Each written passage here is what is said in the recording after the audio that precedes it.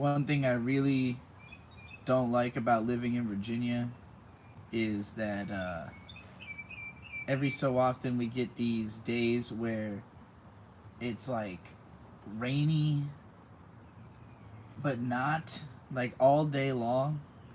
Like the sky is all full of clouds, and it ends up raining usually at the very end of the day.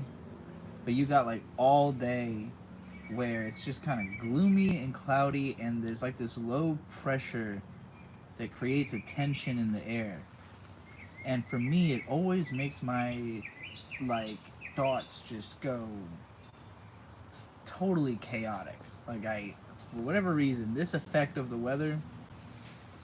I kind of wrote an album about this actually. Um, the one called fuck, I can't even remember the name of my fucking album. I've got too many of them.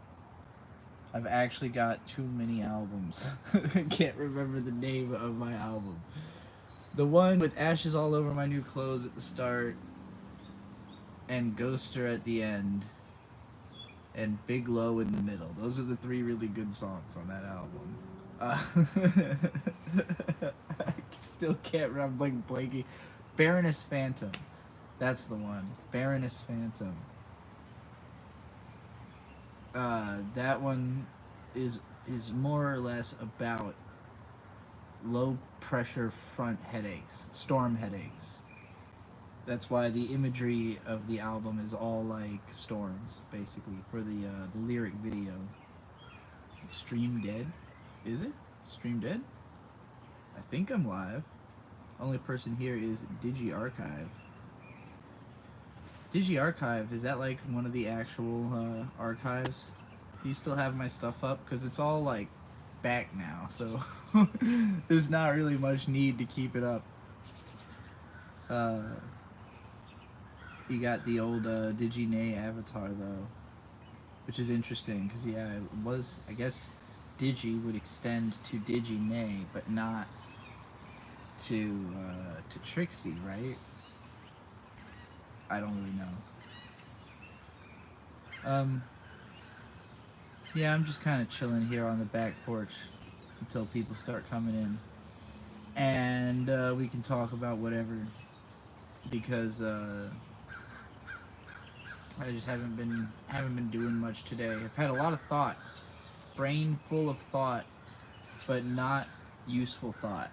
You know, I have a lot of thoughts that are like the first sentence of an essay, and then I think like, oh, I could make that, and then I'm like, but is that like what I want to do today? You know, is that what's going on today? And then I'll have like 12 of those ideas. You still watch anime? Of course. There's a whole channel about me watching anime, the We Watch Anime channel. You could say that we watch the most anime of any YouTube channel, which is why we called our channel We Watch Anime. So, you know, go subscribe there if you want anime content. That is my anime channel. This channel is never going to have anime content again, ever. Yig Studio will never, ever, ever, ever have another anime video posted to it. It will all go on We Watch Anime. That channel has nothing but anime. Nothing but anime. And manga. Manga kind of counts, though, you know? It counts towards anime. I talked about an anime magazine there once, also. But yeah, We Watch Anime. My hair's been going gray, actually, for like, I want to say since, it's been a while, particularly the sides. It's this side area on both sides is like extremely gray, and the front here, there's like a tussle of gray in the front, and then it kind of like darkens as you go back. There's not as much in the back, but like the whole front area is very grayed up, and I'm really glad it's finally visible, because it was actually, it's been pretty gray for like a lot of the time I've been on YouTube in those areas, but it wasn't visible on camera most of the time, partly because I was always in a fucking dim lit bedroom and when I first started vlogging. But like anytime I would step out into the sunlight, somebody would comment on how many gray hairs I had at like 24, you know. So now that I'm 33 almost, you can truly see all the gray coming in. I think I will be fully gray by the time I'm 40, probably. One Piece is at pinnacle right now. You planning to catch up? Yes, I think so, but only because Bird and I are supposed to do this monthly manga podcast for Patreon, and we only have done one so far, and he's been so busy with his day job that we have not made another one, but we covered 5 manga in the first episode, just the first volumes: Berserk, Vagabond, Vinland Saga, Land of the Lustrous, and JoJo's Part 7. And our plan was to add a 6th manga with the next episode, so we're going to add One Piece. So we'll cover One Piece literally one volume at a time, which, considering how many volumes there are, will take a very long time at the rate we've been doing that podcast, but maybe we'll be able to speed it up eventually if people like it and start paying more attention to it.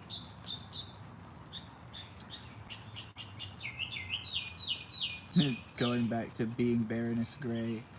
Yeah, that's a funny... I honestly forgot that I briefly used that as, like, a placeholder name, because that's, like, a character name that I've used a lot. Well, more so Baroness Blue. But being gray-haired myself, I chose Grey for my handle a little bit. But, yeah, Baroness is, like, a name that I've always used in games, because I just think it sounds cool. Baroness Blue. I'm pretty sure that Riley has like a whole character in one of his comic manuscripts based on that Baroness idea. Like a character who is a Baroness that's based on me. The manga podcast is as monthly as the weekly Weebcast is weekly. I don't know which week. That one's like fully dead, isn't it? Like, hasn't come out in years. The manga podcast will continue. I've been trying to bug Bird about it, but we literally just have not had any fucking time. And I gotta figure out how to make time, you know? You gotta make time to make time. Motherfuck you, little goddamn piece of shit technological marvel of modern society, making noise over there when I'm trying to fucking live stream. Bitch ass AC unit. It's so hard to find a fucking place to record. I took it for granted for so long. No, I didn't actually. That's why I chose this career. I just didn't ever expect myself to find myself having difficulty recording one day, I guess. Back when we lived in the castle house, you know, when I was doing lots of vlogs in 2016-17, like, a big part of why I, like, was trying to do so much content is that I had the space and time and lack of noise pollution to do it, you know? I had a room pretty isolated from the rest of the house and very far from the road. Even back then I had problems with road noise. That's why I did a lot of my recording at night, because we lived on like a pretty major road. But I'm tucked away in a neighborhood now, but it's in Norfolk, which is just a loud place. Military bases everywhere, shipyards, trains. You might hear a train, a plane, an automobile, and a fucking boat in this stream. You might literally hear all of that, because I'm outside in my backyard in Norfolk. Yeah,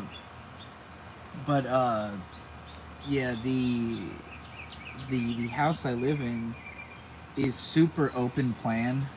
So, like, all noise in any part of the house carries to all other part of the house. And, you know, my parents and my granddad all live here. So, there's not a lot of time in the day or space that I can really get a good recording going, which is why I was sort of so revolutionary for me to realize that there's a new popular form of YouTube live streaming that takes advantage very well of the on-the-go or outdoor format of live streaming, allowing me a lot more space. But then you have to account for things like rain and weather, where right now it's definitely going to rain soon. I'm in a gazebo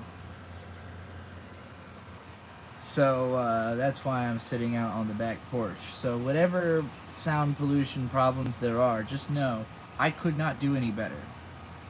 I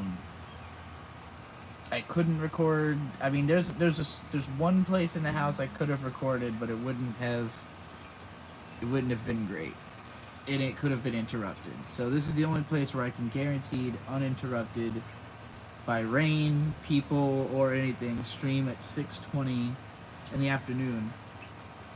And partly just because a bird happens to be doing a double. He's working a double shift. Usually this time of day I'd just be hanging out with bird.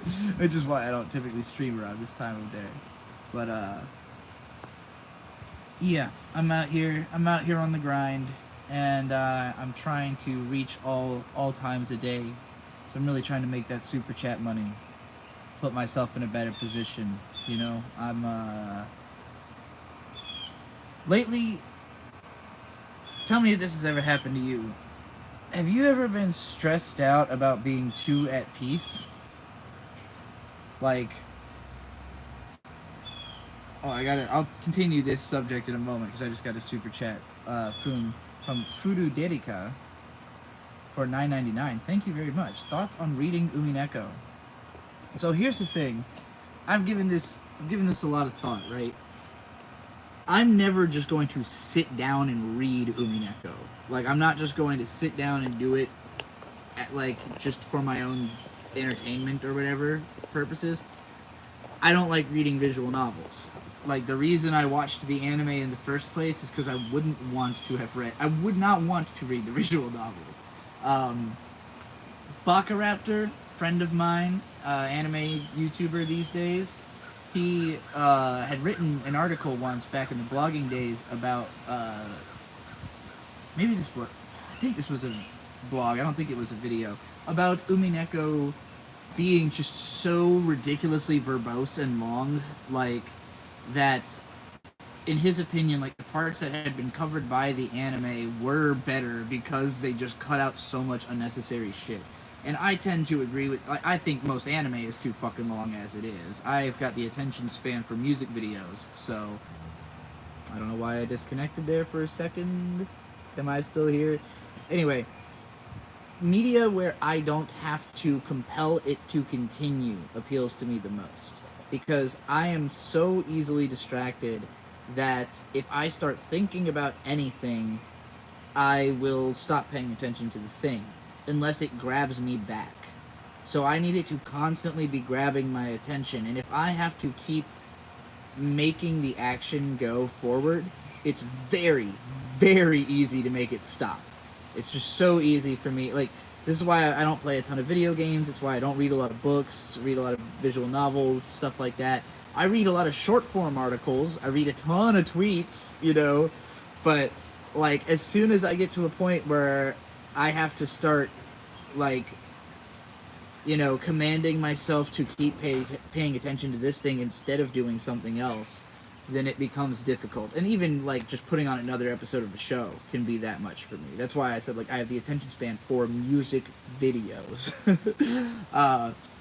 Or hyper long form content, like podcast, live stream, super long analysis video. If I can just leave it on and let it go, and, you know, if I stop paying attention for a little bit, it doesn't really matter that much because there's so much of it that I can come back. You know, I can kind of mentally drift in and out, which I assume is what people usually do with my content. So, you know, I feel like it only makes sense that I would have that type of appeal, but I think understanding that as a creator is kind of difficult. Like, it's difficult to predict the audience experience of that type of content.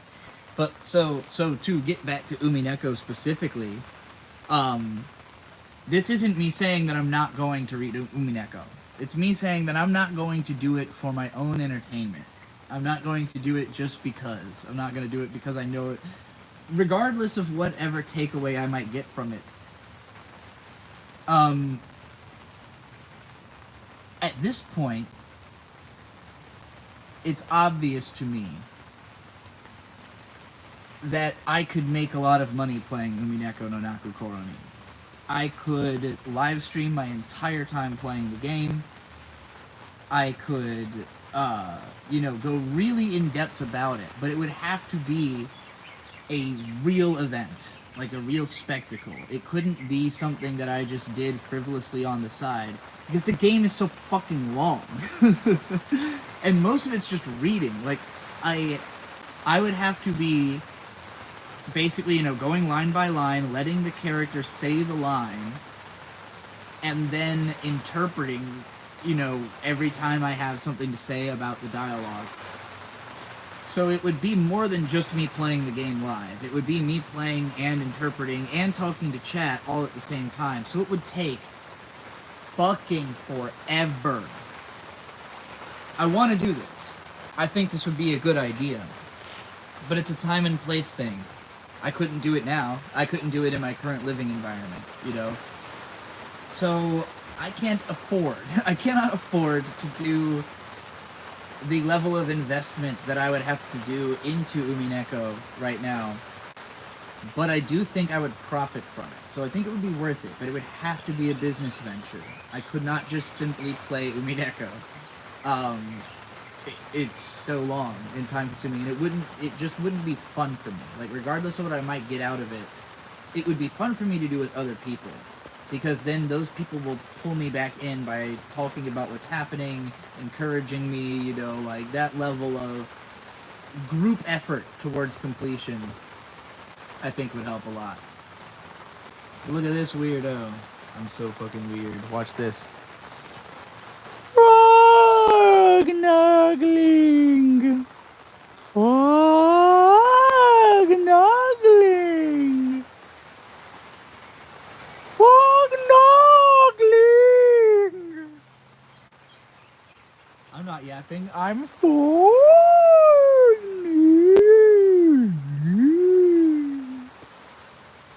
Hey, holy shit, $20 from Lucky is free. Thank you very much. I wish I had some kind of music I could play, some fanfare for that exciting amount of... That's a lot of money.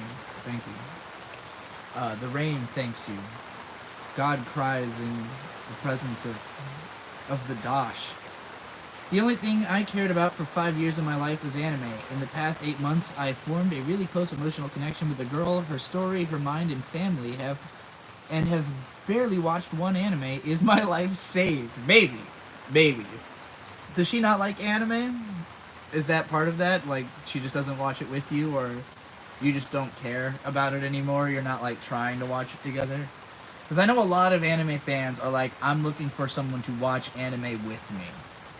And I was like that, and then I had that, and it didn't really give me what I thought it would give me, And part of that is just no one really likes stuff for the same exact reasons. And I think the conversation can be interesting, but it depends on what each of you values in that conversation, I feel like people who've seen, content from an era where I had somebody initially watching everything with me and kind of... I think trying more so to try to impress me with having an opinion than, like, trying to be really sincere about having one. Whereas, I also work with Bird sometimes on We Watch Anime, the show, We Watch Anime. And that really came about more so because of the fact that he actually watches more than I do, which is funny because I have a reputation for having seen lots of anime, but I don't watch anime consistently. I do it in bursts. I do it for research. So when I watch anime, it'll be like I go down a mind tunnel where I might spend a few weeks just fucking binging tons of shit. And then I'll go a long time without watching anything. And because I'm just interested in... Like, this week, all I fucking have consumed is Drake versus Kendrick content. I don't think I have watched an episode of anime since Konosuba episode... Like, the new season of Konosuba, the first episode leaked. And I watched it just because it leaked. I just watched it because I wanted to, be a part of the conversation.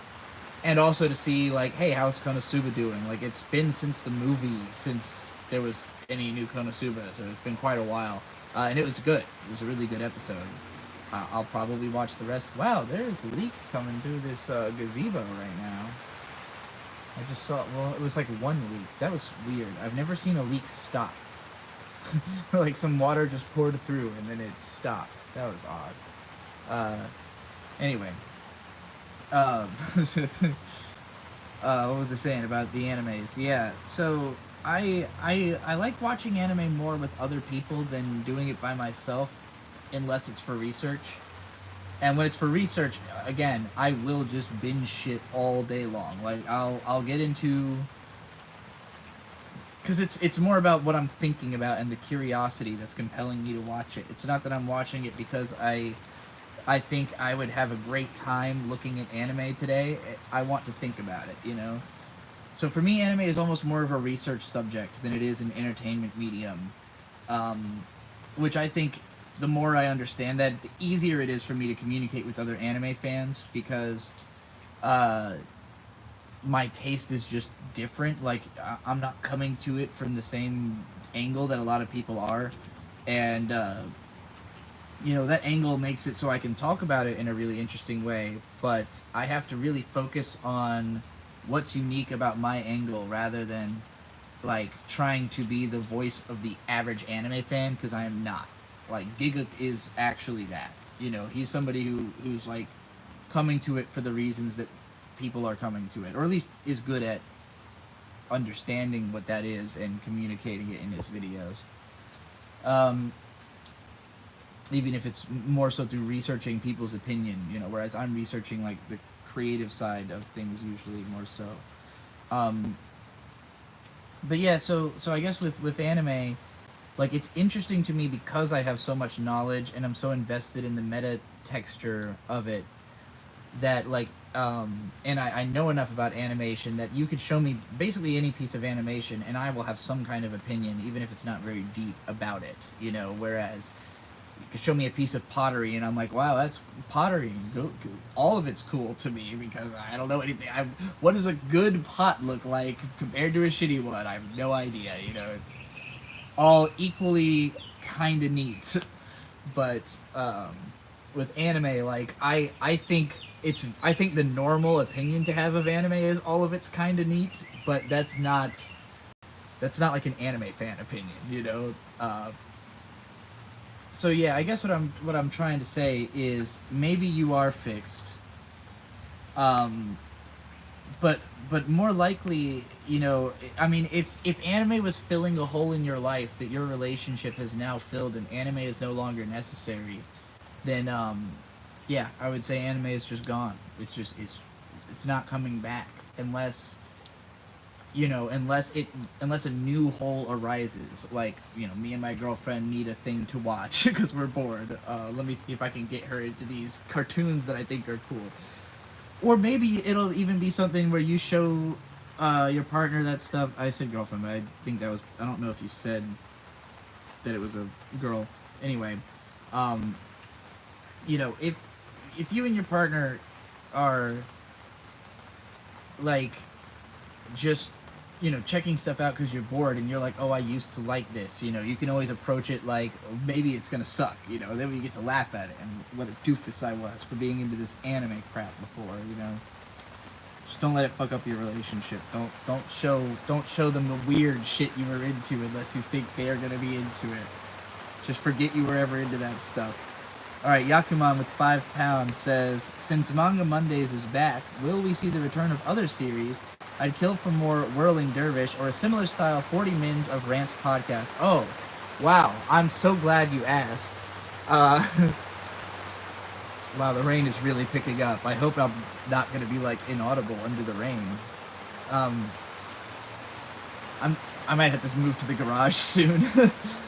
I'm so glad you asked because I have something just like that. Called Trixie's Treacherous Reflection Pool, that I recorded a first episode of, but I have not finished editing it, and I have a visual concept for the presentation that I just haven't sat down and worked through. I am it's the kind of thing that I am always going to be at risk of forgetting unless someone asks me questions like that make me think, oh yeah, I should do that thing that's like that other thing that people like. Um, so yeah, I absolutely have something like that in the works. It will be called Trixie's Treacherous Reflection Pond. It's a podcast about looking into a reflection pond in which only I can see my reflection. Because it's, for some reason, fathoms deep. Which is not how reflection ponds are supposed to be at all. I'm trying to remember what the first episode's about. It's just like an existential dread podcast, basically. So, it should be fun. By which I mean it should be harrowing. I did that first episode before a bunch of really sad things happened in my life too, so my next one will be even darker. Alright, I can't overhype this thing. I don't know when it's gonna come out. You wish it was raining there because it's so hot lately? Yeah, it was kind of hot here the other day. Virginia weather is wild. It literally is like wait half a day and it's gonna be something different. Like you'll wake up and it's like 60 degrees in the morning, and then it's like 90 degrees in the afternoon, and then it's 70 degrees at night. It rains almost every fucking weekend. At least it has for the couple of months that I've been back. It doesn't, it's not like an equal amount every year. This is definitely one of the rainier years. But, like, it cycles just how schizophrenic the weather decides to be at any given season. Missed Super Chat. Which one did I miss? Oh, shit. Let me go back. Let me look up. Let me see. Oh, Butthole Weed. Right. $2. Let's finish Ghostic next hangout. Top 5 favorite Pokés. Ooh. Ooh. Alright, we will finish Ghostic next time we hang out. My top 5 favorite Pokemon right now. Let's do it as an alt. Let's do it like a chronicle, right? Because I'm like too old at this point to be emotionally deciding a favorite Pokemon. But at various points in my life, as a child, it was Charmander. Largely because I had a Charmander, like, life-size plushie, you know? Like, pillow type thing. So it was kind of like, as a kid, like, I had a Pokemon Red, and I gave my brother Pokemon Blue, because I ended up getting Yellows. My grandma bought me Yellow and bought him, like, a Toy Story game, and so I had all 3 Pokemon games. So my parents were like, give Victor Blue, and I was like, okay. Because I'd already gotten a little farther into Red, and I knew they were basically the same game. So, I started with Bulbasaur, and I like Bulbasaur a lot, and I feel now more attached to Bulbasaur because I played with him at the time, and I feel like I respect, you know, the Bulbasaur line because of the fact that I had that experience, but because I was also really into dinosaurs as a kid. You know, I thought Charizard was the coolest Pokemon, and so my parents, they got Victor a Squirtle, me a Charmander, and Shade a Pikachu for Christmas. The year that we were, like, really getting into Pokemon. And so, like, having the Charmander made me like, well, now I feel like I must dedicate myself to Charmander and be like a Charmander fan, you know? So, and I carried that fucking Charmander around me everywhere. Every time I went to a friend's house for a sleepover, every time we went to a fucking hotel, every time we went on a trip, I had that motherfucking Charmander with me. Until I was in my, like, late teens. But, so Charmander was, you know, was my G. And Bulbasaur is also on deck. And obviously, because Victor's favorite was Squirtle, and he was just mad into turtles. Like, Victor loved turtles in general. So, he had all kinds of turtle plushies on top of Squirtle as well, you know. So I have nothing but respect for all 3 of the original starters. Now, moving forward through time, the next one I can really remember having a strong feeling about was Munchlax. And it was after seeing Destiny Deoxys, because Munchlax just doesn't take any shit in that movie. He eats everybody's food. He, at one point, jumps like 40 feet in the air just for the hell of it, just to like get around Pikachu, who's standing in his way. And ever since that moment, I was like, Munchlax is the GOAT.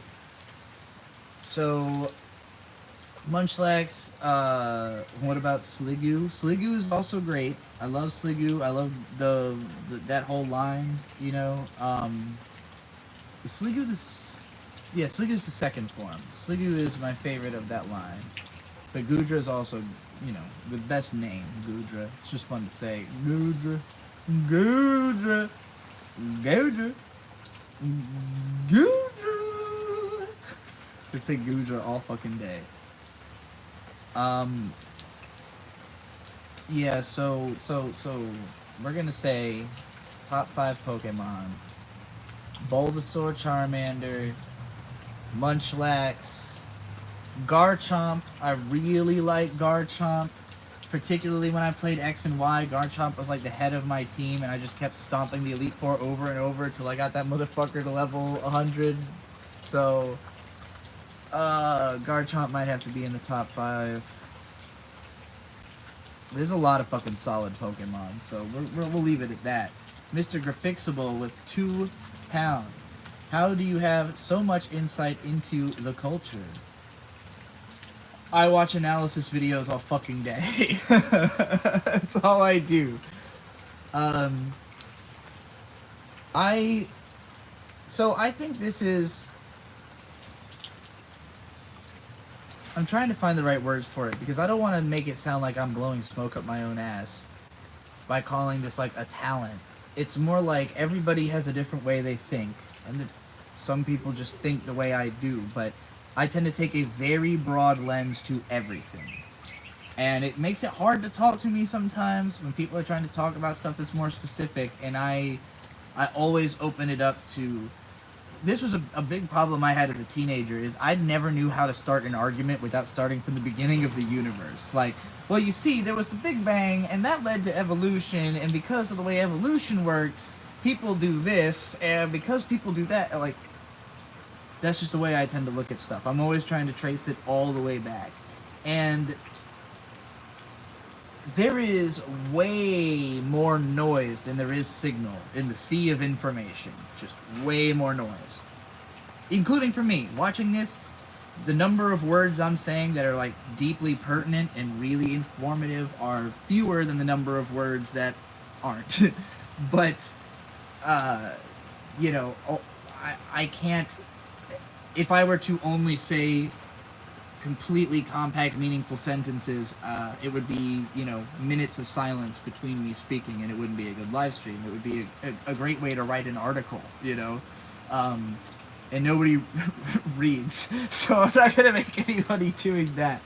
So I can actually make more money by creating more noise and less signal for the end user product, just because it takes up less of my time in between creating something for you. I forgot the fucking question I'm answering. Why do I have so much insight into the culture? So, the way I got into culture... I know, that's a weird... That's such an alien sentence to say.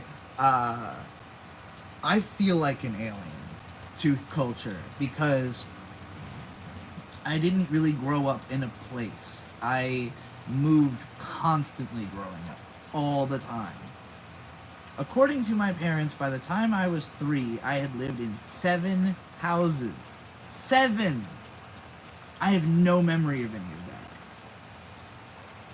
I have very vague memories of being like 4, like being when we first came to Virginia, because I was born in California. And so those first 7 houses, all in California, all before we did the Lollapalooza tour.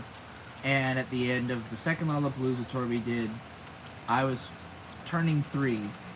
Victor was turning, 1.5 or whatever.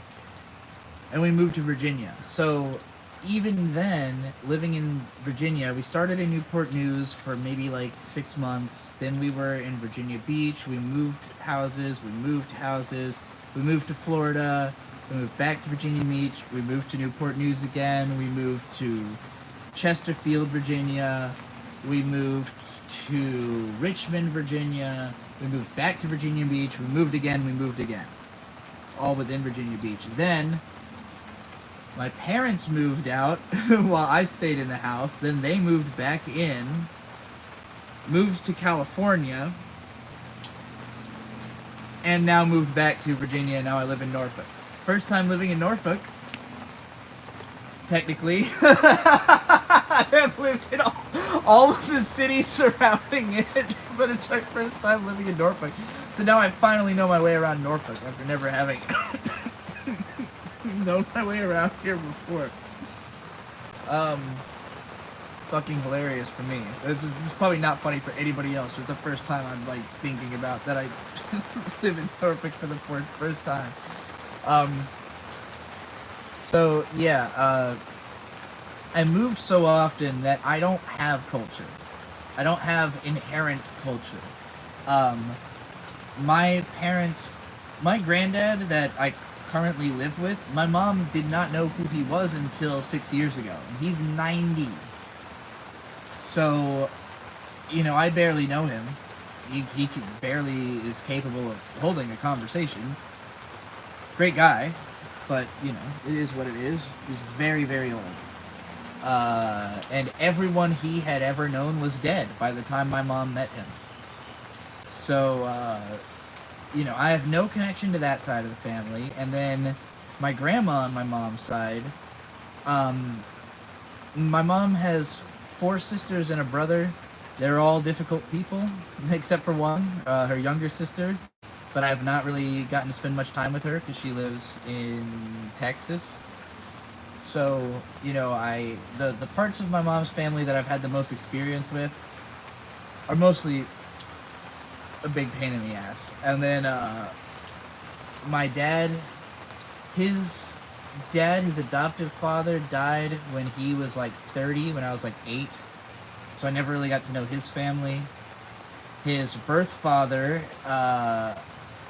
I have recently become acquainted with his birth father's wife, like his last wife. I don't know how many wives he had, but the wife he had when he died, from South Africa. He was living in South Africa as an actor, and his wife is now friends with my dad. So that's the first time he's got like a strong parental influence in his adult life, because his mother, who died a couple of years ago, basically wasn't around at all for her children. He has 3 brothers who are all, well, 2 of them are kind of a pain in the ass. One of them's cool, but he lives in Colorado. So I have no culture. My culture is the only parts of my family I'm very well acquainted with are the desperate ones. The ones who basically clung to my dad for help because of the fact that he was successful, and that's entirely through effort and charisma. My dad sold cars better than anybody else around him out of just more of a sense of desperation and duty to his family.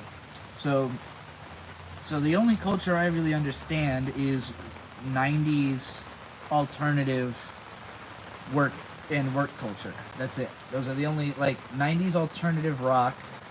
That's what I grew up with my parents listening to. And particularly, you know, whatever was popular for the radios around here, which is all very broad. Very little music comes from Virginia Beach. What we've got is Pusha T. You know, like the Hampton Roads area, we've got Pharrell. I don't know if I think he was born in Virginia Beach. He grew up in Virginia Beach. So we've got Pusha T and Pharrell, which is pretty good. That's pretty good. Pusha T and Pharrell is good. And our area, we've got Missy Elliott, Timbaland,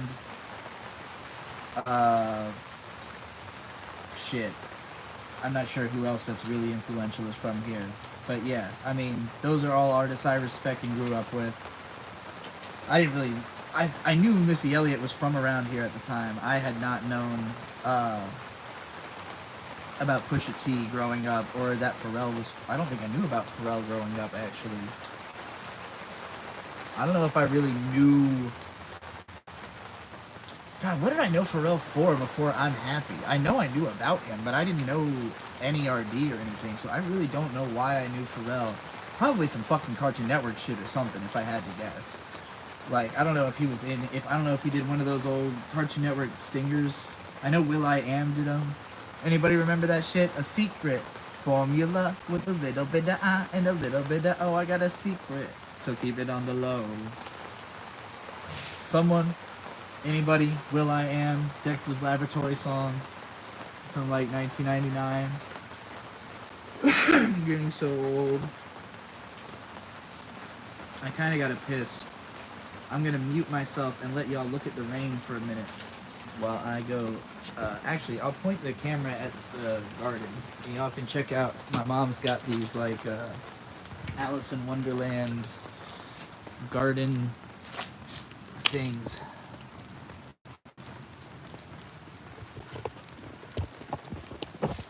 Alright, y'all are just gonna look at that for a minute while I go to the bathroom. No, not the mesh. Come on, focus on the beyond the. Come on! There we go. Alright. Actually, I won't even mute it because it's raining.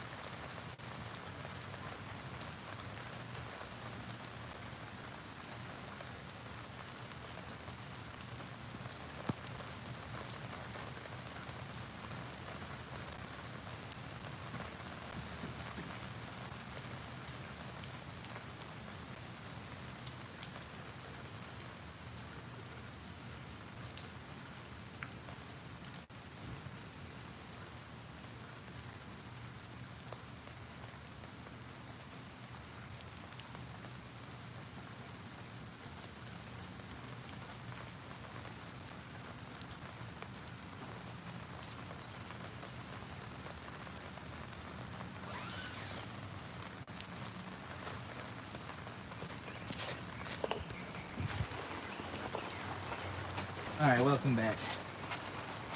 Or, welcome me back. I'm back. You're still here. Or not. Whatever.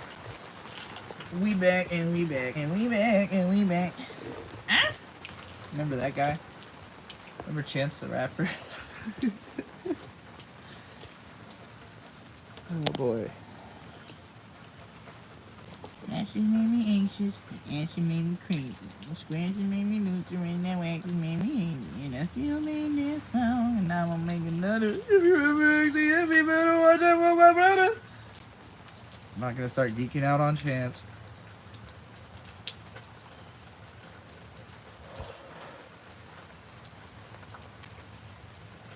I actually walked pretty far away to piss. I didn't actually piss close enough that you could have heard it, even with the rain. Since UK hip-hop is finally getting respect, bring me on to give everyone the definitive history lesson. I can do that sometimes. I don't know if I can bring you on a vertical stream, because I'm just doing this through the iPhone. But we could do that stream sometime. I'm glad you reminded me. I want to do a BBL Drizzy rant on here. Like, to cut into a video later. I'm worried if I start ranting about something that takes too long and nobody will send me any super chats though. And I'm not gonna lie, I'm doing this for the money. I'm desperate. I'm broke as shit. I'm tied up in a place where I ain't got no good recording environment. I gotta sit in a goddamn gazebo in a nice ass backyard in a nice ass place. That's right, I was gonna rant about being stressed about not having enough stress. Being like too forgiving, too understanding, always putting yourself in a position where it's like, but I don't know, I'm not that uncomfortable, or like, well, there's nothing they can do about being that way, or like, you know, it's not society's fault, it's dirt shit broken. What am I supposed to fucking do about it? I have to find that vindictive fury well, it's hard to be effective without being like a target, right? Like how do I spread messages effectively but not either sound crazy or get myself killed? That's a big part of it. Like, how wild is it that Kendrick is allowed to live? It's so beautiful. Thank God, you know. I don't know what the fuck kind of security detail he's got, but like to be able to come at Drake the way he has, I mean, as far as I'm concerned, Tupac and Biggie died over Suge Knight and P Diddy's fucking beef over who's gonna be the bigger who's gonna be the first rap billionaire in the '90s, and then you know they created a culture through that allowed other people to just do, you know, allowed Jay-Z to be the first rap billionaire. I shouldn't get it. I'm not gonna continue on this topic. This is too this is too much. I'm getting too big brain. Omar Fejzik with $9.99 sends me a big number 1. I love that. Thank you. Celebrate their first super chat on a live stream? I will. How do I do it? Is there a button I can click? No? Whatever. I'm celebrating by saying, hey, what up? There was no text in that super chat. I hope that was intentional. If you forgot the text, you know, just type it in and I'll respond to it. Bring Trixie on Trash Taste podcast. I mean, what would we talk about? I don't know what those guys do. They don't watch anime. As far as I know, they don't listen to hip hop. So what are we gonna talk about? Not that I wouldn't go on there. I would. Those guys seem cool. They seem chill. I don't know that third dude. I still, all these years later that they've been doing Trash Taste, I have not learned who that third dude is. 9 says, I'm caught in a strange space mentally where I want to make new videos, but everything I've written is bound to start drama, even though I'm not mentioning names. Just fucking do it. Make the drama.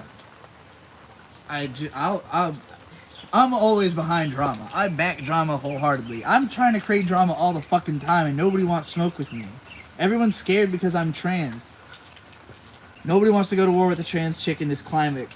And I don't know how to even the playing field. I don't know how to make it fair for people. I'm a white rapper. I should be I'm a white rapper who raps about taking it in the butt. It should be easy to destroy me. I don't understand. Nobody wants to come back. Eric July, think about, if you know who Eric July is, think about how much he's talked shit about everybody else who's talked about him. He has not said one word about me. I know that motherfucker knows who I am after I was in that diss track with Riley. Because EVS played that shit at the start of his streams over and over again. And I know people are sending these... Everybody receives everything about them. If somebody makes a thing about you, you receive that thing.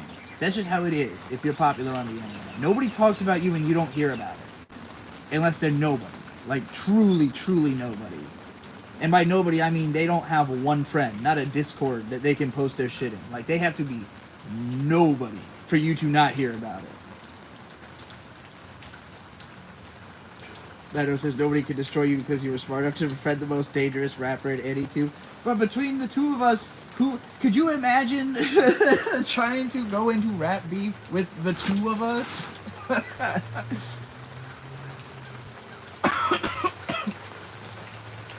I don't want to beef with Jimmy for no reason. Like, that would be it. The two of us beefing with each other, you would get all these great bars with no venom.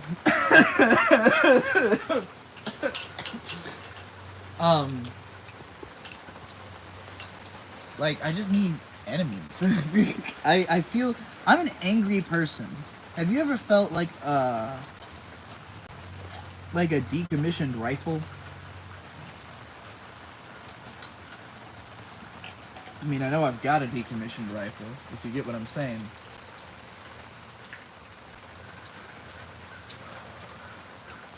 But, I don't know. I'm not good at communicating peace. I think I'm good at like maybe calming people down a little bit, or getting people to be more introspective and in their head, but that's not always healthy for everybody. You know, like for me, that introspectiveness is kind of a trap. It's like, uh, you know, I spent like most of my day just sitting around thinking about shit, like a lot of different topics that I thought like maybe I'll talk about this on a live stream, or this or that, and then I was just like, fucking, I don't even know how to unpack all these thoughts. Like there's too much flying into my head, and you're a mangaka now, so you have no ops except your own schedule. I want ops though. I don't want my schedule to be my op. I like war. I mean, I gave that whole speech at the first episode of Comments on Comments. If anybody hasn't seen it, I did the I like war speech, but about drama. I meant it. Like, I feel more alive when things are going down, you know? And I don't like that often for me can mean, like, my friends are fighting, you know, or there's drama inside of my community. Like, I will light up and I'll be able to handle that. Or death.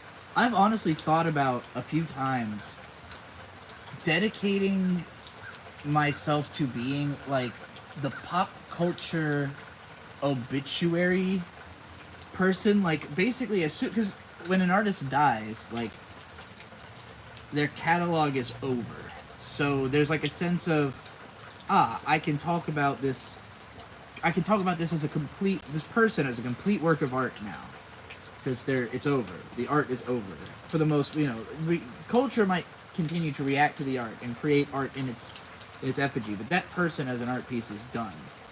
And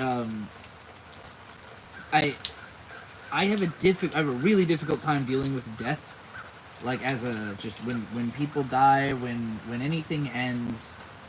I spend a lot of time thinking about it, and every time it happens, I get a little bit more numb to the emotional side of it, and I get more awoken to the sense of like, well, now things have to be done, right? Like, people have to know, there has to be like a sense of ritual about this. There, you know, like everyone else is going to be stunned and trying to trying to understand this, and I am in the position to push past the emotional part and just say the fucking words, you know? As emotional as those words might be. And so I do feel a kind of like electricity when someone dies. And I'm like, oh fuck, you know, and like it hits me in that way where I feel like I have to be creative or say something about it, or like I have to be with culture. Like I need a sense of, like, as somebody who doesn't, here's another way to put it, right? Like, Akira Toriyama died. It was not mentioned on the news in the US. Like, my parents, I've been pretty disconnected from the news, as I imagine most of you are. I know none of you are watching it, because they don't talk about anything relevant to you. But my parents and my granddad watch the news. And so when I see the TV news, I'm like baffled by the depth of the cultural divide between the old and young in what matters right now, because there was no mention of Akira Toriyama's death, no mention of the Kendrick and Drake beef. Now, my parents watch Entertainment Tonight. That's a little younger.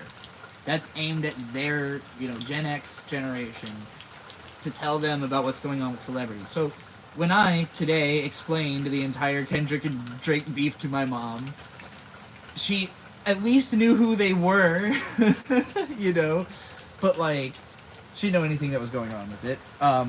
She just knew that Drake had been called a pedophile, and for some reason Millie Bobby Brown's name had come up. So that was fun to explain to her. And my mom's a fairly plugged-in person for her age. You know, like, as much as a 60-year-old can know what's going on with culture, she knows that much, which is only so much. Only I know so much. I'm 33. I'm already old as fuck. I don't even use TikTok. I don't know what that was. Was that a boat? Was that a plane? Was that a truck? Was that a military vehicle? What makes that noise? Large animal? Big duck? My mom is very cool.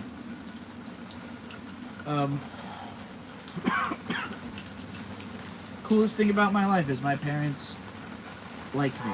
It's the best thing I've got going for me in my life.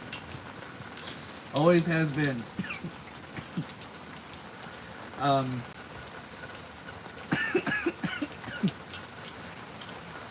They're not amazing listeners.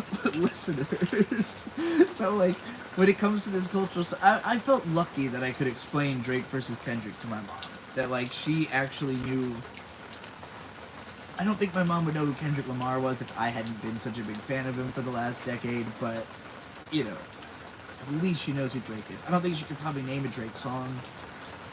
But she wouldn't, there's no way she would ever like his music at all, so I don't blame her for that. There's not one Drake song I could imagine my mom turning up to.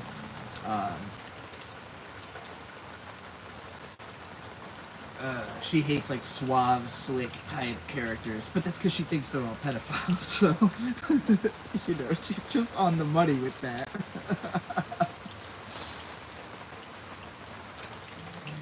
Oh man. What a fucking time to be alive. But when Toriyama died, I couldn't talk to my parents about it. I couldn't talk to my neighbors about it. You know, it's not on the news. Like, my mom would 100% get down to One Dance. I don't know One Dance. My mom would not like a Drake song, I promise. Like, the only... So my mom, it's not that she doesn't listen to hip-hop, but she listens to mostly, like, heavy rock. And, like, all the hip-hop reference she has is, like, club music from the early 2000s. So when my mom thinks rap, she thinks, to the windows, to the wall, to the strap down them balls. Actually, there is one hip-hop group that my mom does listen to heavy, and that is Die Antwoord. The fucking South African weirdos. Shock jocks. Die Antwoord. Which is wild, because even for me, that music is like... what's her name's fucking voice is like a... Yeah, my ear. Oh, my head, you know. Actually, both their voices, but I respect Die Antwoord. I respect. Chappie was weird, but it was respectable. With the 199, thank you. You have no idea how... I'm reading all of it. I just only tend to respond to the stuff that's, But go for it. Go for it. Just, you know, let me know what you gotta say. I will rant. What the hell was I talking about, though? Shit, what was the last super chat I was responding to? Oh, I guess I was just ranting. Yeah, yeah, so, like, with Toriyama's death, that's what I was ranting about. Like, that you know, I needed somebody to talk to, so I had to go online. And, like, I found myself rapidly immersed in it because it was so far-reaching, you know, like, my Twitter feed was nothing but this. And when that happens, it's an interesting feeling, because not a lot does that to my Twitter feed. Not a lot is that unifying, you know, like, we're having a lot of big, like, generational moments as millennials, where, like, you know, like, basically our dad died and then our big brothers started fighting. Like, that's what it feels like. Like, as a millennial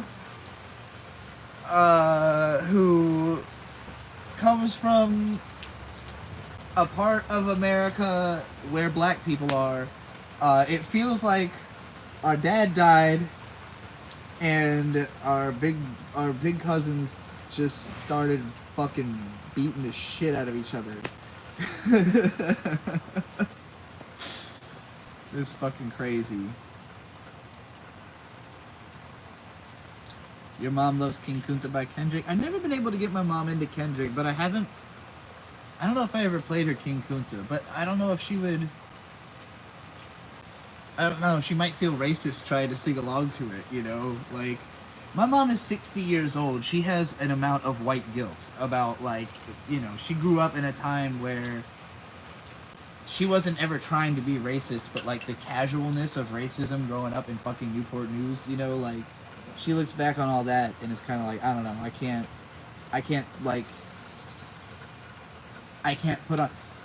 It's weird though, because, like, I think my mom feels too guilty about acting black. It's just the way she is. Like, she grew up around a lot of black girls in high school and middle school. Like, she went to inner city schools. She might look at it like, oh, I said a lot of racist shit, but it's like, and black girls were saying racist shit too. That's who you were around. That's what you grew up with. Like, you know, I don't know. I feel some type of way about about white guilt, but I don't want to defend white people at all, because I do not like empowering white people. That is the biggest reason I don't use the N-word on the internet at all anymore, is that I do not want to empower white people, because I can't stand hearing white people say the N-word. Drive me crazy. Like, and I didn't, back when I was using it, I didn't hang out with white people. That's the thing. All my friends were variety of races. They weren't just black, but, like, you know, my black friends, my Asian friends, my mixed friends, my, you know, African. Most of them are mixed because most of them green card marriages, military dads, fucking foreign wives. You know, like, that's Virginia. That's the reality. This is Mutt Central of fucking America. So, like, including myself, I might be white, but it's like 4 different fucking totally different heritage lines of white people, you know? A very mixed white person. White people just don't talk about it like that. They don't call themselves mixed. They're like, well, I'm 4% Irish and I'm 12% Cherokee, actually. No, I've got 1/4 subjugated race and 3/4 colonizer race in my genes. I only recently found out, because, like I said, I didn't know who my mom's dad was until, like, 6 years ago, that he is descended from, like, a major family of southern, like, Alabama fucking plantation owners. So, like, bad slave owners. So, you know, if just admitting that gets me killed, I won't even be shocked. I won't even be shocked. But, you know, I don't feel good about none of that. But I learned it. I found out. I feel like Watsky right before he wrote that fucking Hercules song.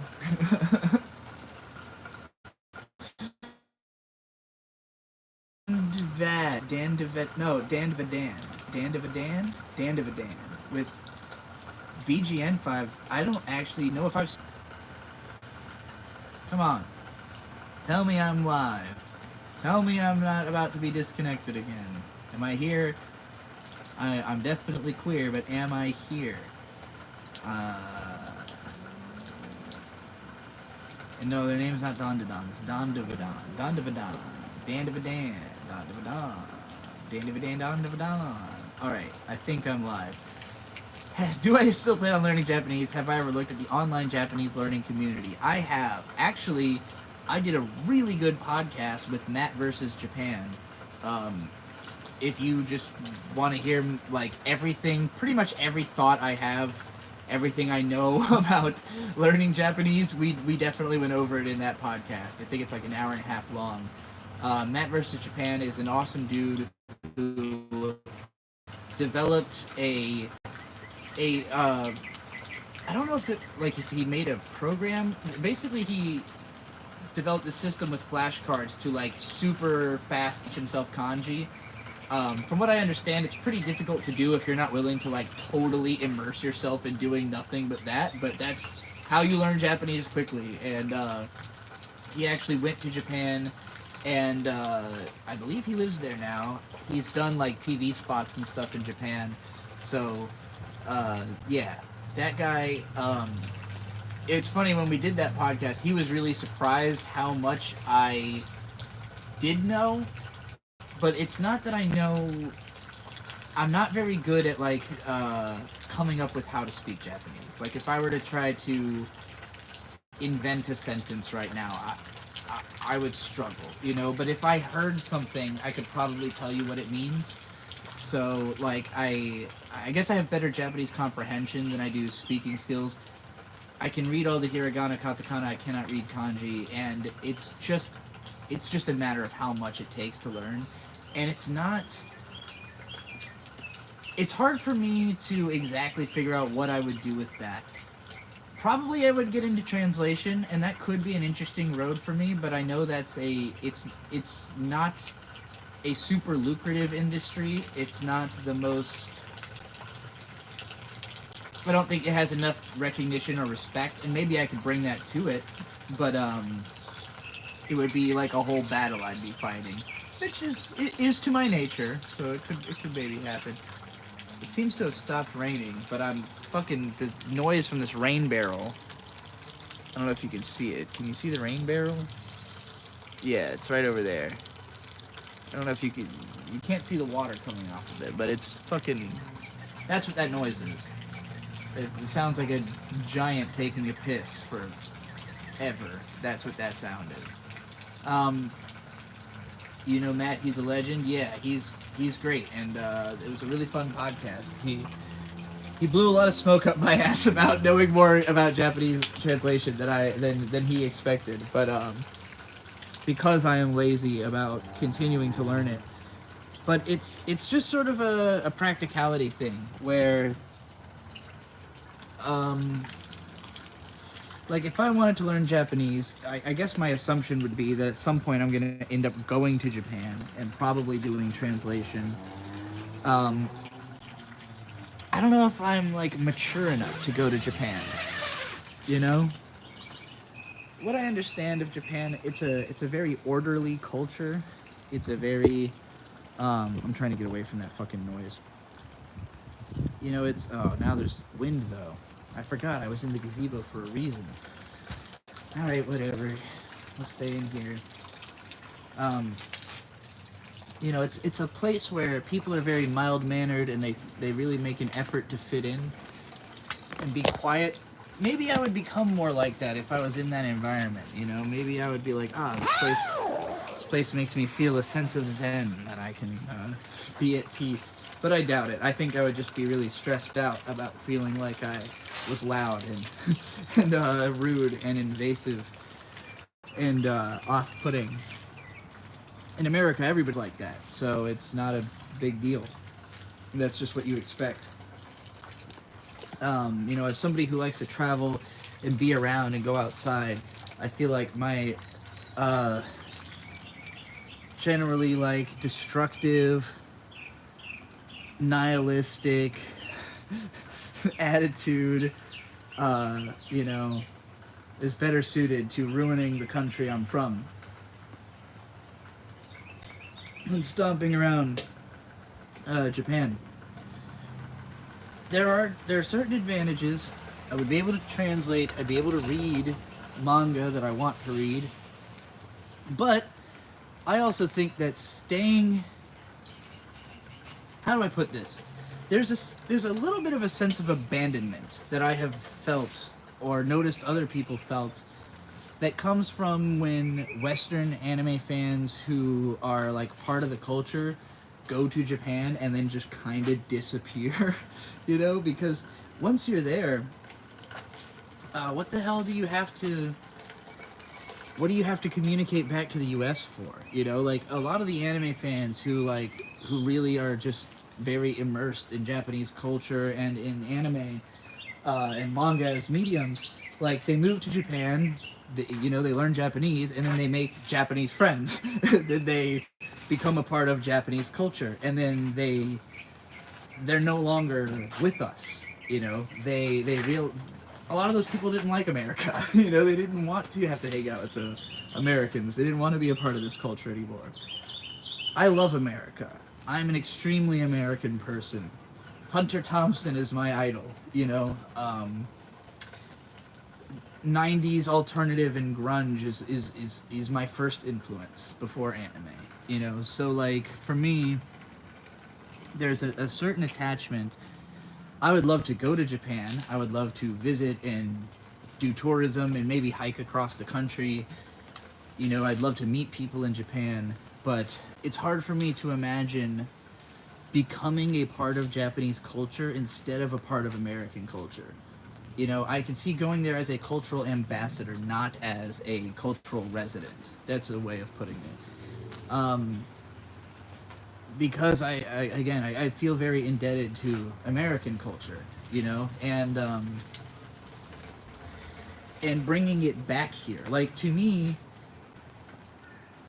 I wouldn't have anime culture if there were not Americans translating it. You know, like if there weren't people who were going, I gotta bring this back to my home. I gotta show the boys back at home. You know, like anime culture started with literal tape trading. It started in the U.S. It started with people, you know, taking VHS tapes, recording episodes of fucking Urusei Yatsura and Kimagure Orange Road and Macross and fucking mailing them to one another. And, you know, like, if you were interested in anime, you had to find somebody who had these tapes. So this is like people going online, finding out that somebody taped this thing, finding out the paper trail of where it's been mailed to, how they can get a hold of it, and now you have to make the argument for why it should come to you next. Well, you better have fucking 6 friends who really want to see it. You know, like, now you've got an anime club, now you've got a tape trading community, you know? People acid washing subtitles onto tapes. Like, it started from a place of someone who's obsessed with this thing is trying to get their friends obsessed with this thing and spreading it around until you get to a level of we're writing magazines about it. You know, we're trying to push this culture forward. Now it's on television. Now it's got, you know, internet presence. Just like all that stuff is what brought me into anime. So if all of those people had learned Japanese, moved to Japan, and stopped making content for Americans, you know, there would have been nothing for me to have ever learned any of this. So I might learn Japanese. You know, if I find myself feeling like I have space in my life to dedicate to that, but while I'm still doing this whole culture influencer thing,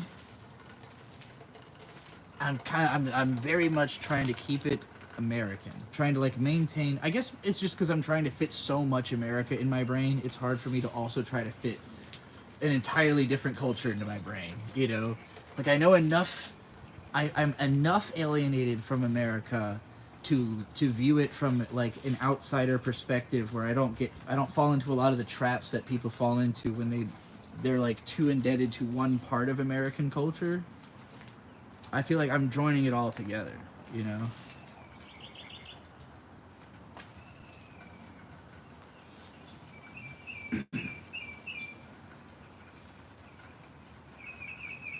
I know Japanese people like foreigners. Landon was saying they're nicer to foreigners than the news would say. I wouldn't expect any rudeness from Japanese people. Not that would be detectable to me, because my threshold for being offended is way too high. I don't think a Japanese person would be capable of offending me. I think maybe they would be intrigued by me, you know, maybe they wouldn't feel offended by my existence, they would just be bemused at, like, what is this strange white person doing in our country, you know? Having been to the Philippines, it was, the reaction I got in most of the places I went was like, you know, like seeing a ghost. Like, what the fuck? White person? What? There's never been a white person on this street. Why is there a white person on this street? What the fuck is going on? You know, like, there are some cultures in some places where you would probably assume the police were raiding you. Japan would not be like that. They would be like, oh, are you an anime fan? What's going on here? You know? Lucky is free with another $20. Thank you so much. I'm fucking rolling in the dough today. This is a good one. Luckiest Free says, younger generations are becoming more emotional thinkers than logical ones and are having so much more thoughts than previous generations. I can feel the connection when I interact with these hyper-emotional new types. I don't know if this is generational. I think it's more the emotions are different. I'm going to argue kind of the opposite. I think that we have trained emotional people to express themselves more rationally, and that has allowed us to hear them better. Where, like, I think that... So when it comes to emotional and rational thinking, right, it's two different parts of your brain do this. Most of everything that happens in your brain happens before getting to the language part, the language and logic part. That's like a filter. It's like stuff goes from one side, and then it passes through that filter, and then sometimes it comes out of your mouth. Like, it doesn't have to get to your mouth, you know, the filter might stay in the head. But, like, so you have the emotion, you process it through logic and language, and then you either do or don't speak. In my case, usually I don't. I'm very talkative on these streams. I am not very talkative in real life. People have said things about me like that I am like watching paint dry, actually. So I'm like the most boring fucking person imaginable when I am not literally live streaming. I mean, not that I'm doing anything exciting, I'm just talking. But like, you know, I think the reason I have to get myself like really hyped up to do these streams, it can be difficult for me to get myself into the headspace to do it because of the fact that I'm trying to get my emotional brain into a place where it will feel comfortable just pushing everything through. You know, like if the logical brain is supposed to be the filter, that filter needs to be at the lightest possible setting. It needs to be prepared to let as much water come out as possible if I'm going to be streaming. And that's tough for me because a lot of my big mind thoughts are hard to explain. And so if I let everything come through, I'm just going to be ranting on and on and on about every single thing that I try to say. And like, sorry, I got distracted because I started reading the next super chat that came in. I'll get to that momentarily because that dude's been waiting, trying to get it through. But let me continue answering the one I'm on right now. Yeah, like I think for me, I am an emotional person, and part of the reason I smoke so much fucking weed is that it helps to keep that under control. It helps to keep it feeling more. It helps to keep me feeling more similar all the time. It doesn't feel like I'm becoming really manic or really depressive, you know? It just kind of feels like there's little high, little low, like a Bohemian Rhapsody, you know, as opposed to manic high, manic low, like that album I made before I started smoking weed, right when I started smoking weed. So I've done a lot of trying to like get that temperament under control. And I think that people like me who are very emotional but try to rationalize ourselves all the time, that is the culture we've emerged into. Is like people who feel very emotional are getting better at rationalizing those emotions because we have the tools, because of, and I talked about this in my end of the millennial era video, that I think there's been a psychological revolution, that like we just have so much better understanding of the way the mind works and the way that communication works, that we can better understand why we're feeling the things we're feeling and explain those things and justify those things. And lots of stuff that, like, you know, if you don't have the words but you have the feelings and you make a complaint and people, it doesn't ring with people because they feel like, oh, well, how can you, like, I'm depressed, right? Just saying I'm depressed. Like, for me, growing up, my dad never understood depression because he was somebody who would say, like, well, I don't understand how you could be depressed when you have this, and that, and whatever. But it's because my dad grew up really deprived. He had nothing. He had nothing until he joined the Navy. You know, like, he joined the Navy at 18. He dropped out of high school to eat. He joined the Navy to eat. He knew they would feed him. So, like, from his perspective, it's really difficult to understand how anybody who's got anything isn't grateful for that, you know. And I look at him and I just think his expectation of how happy he is supposed to be is lower than a lot of people from my generation. You know, I just think his expectation of how much life will provide to him is very low. And so the fact that he's achieved anything, he's very excited about, you know? And so, like, that pride, that provides something that allows him to, you know, to never be depressed from his perspective, because he's like, you know, well, I could be upset, but look at all this that I have, you know? And so, you know, for me growing up, I didn't have that same appreciation for what I had. I didn't really understand it. I'd always had it.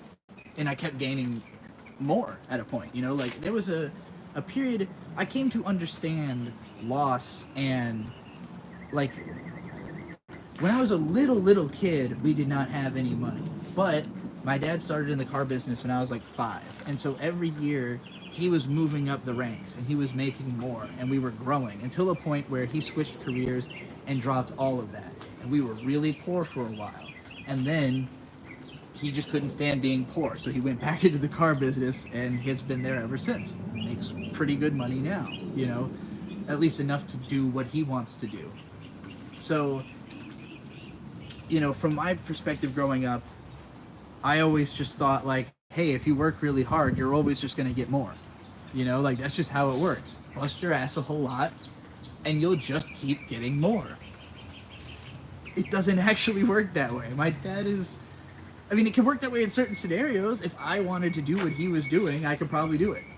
You know, if I was like, oh, I'm trying to create a family and make as much money as possible because I want to live a decently comfortable life, you know, I could probably do exactly what he did. But I don't see it the same way he does, because he sees it as this huge improvement over what he grew up with. And I see it as more or less, well, you know, I don't really have a standard of upbringing, but, like, I've always had a house, I've always had parents that care about me, and I've usually had food, you know? My dad tried very hard to make sure we had food, so, because that was the thing he did not have, you know, like, so I understand why him looking at me when I was a teenager, when I was really depressed, was just like, what do you have to be depressed about, you know? And I couldn't figure it out either, because I was like, well, I don't know. What do I have to be depressed about? And the answer is a chemical imbalance in my fucking brain. You know, it's just not logical. It's not like that. It's not just something you can talk through and apply that to, but neither of us knew that when I was a teenager, you know, but, like, these days, if you were to say something very glib about depression on the internet, like, I don't understand how you can be depressed if you live in a middle-class house, like, you're gonna get it, you know? People are gonna have something to say about that. So I think that change, that psychological revolution, I've gone on this rant too long. Let me answer the next thing from Omar Fejzik with $9.99. Hint, I'm so fucking mad. Want to say I had watched you since high school. Do you ever feel like your baseline has been skewed in terms of not just rude? Sorry for being rude, but I could not figure this out. Have my baseline been skewed? Yeah, I would say so. I would say...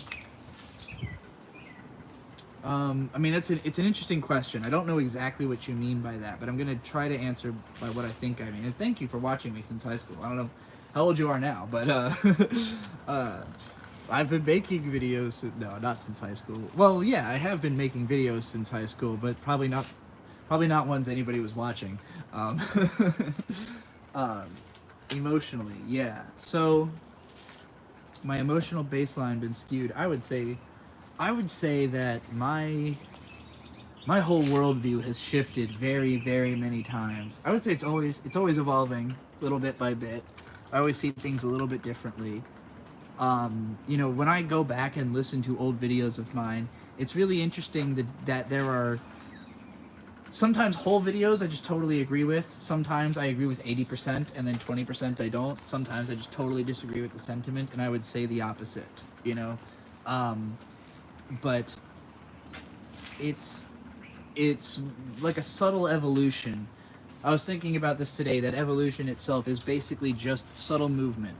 Sometimes there are jumps, sometimes there are sudden spikes where like an idea comes up that's pretty left field and you think, but maybe that evolutionarily you think I'm like picturing myself as I guess a fucking amoeba or whatever, but like uh, it's usually just subtle movement. Your atoms are always changing, like there's a constant shift. And I think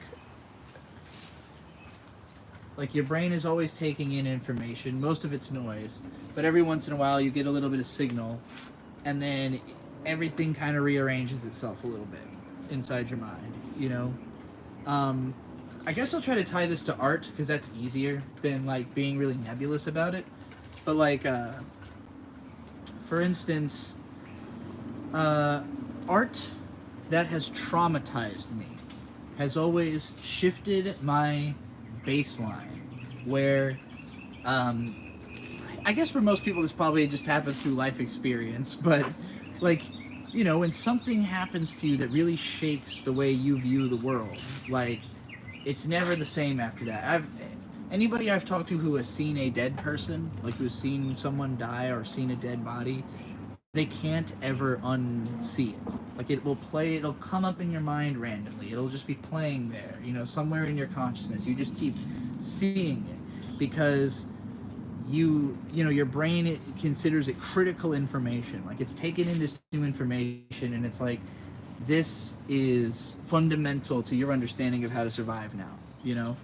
So I think I've had some traumatic experiences in terms of like interpersonal conflict that change the way I talk to people, change the way I communicate, change the way that my trust works, but through art, a lot of the time it's just seeing something really dark that I hadn't really thought about, like that I had never considered the possibility that this thing happens or could happen or even in theory could happen, So to give examples for each of those, the anime Now and Then Here and There springs to mind as a show. I only seen the first 3 episodes because what happens at the end of the 3rd episode is basically just a rape, but it was, the way it's presented is really haunting. And at the time I watched it when I was like 17 or 18, I just hadn't engaged with dark content really. Like I hadn't gone seeking out the type of media where that kind of stuff happens. And it's not that I had never thought about the fact that that happens, but the way it was presented in the show hit me on like oh,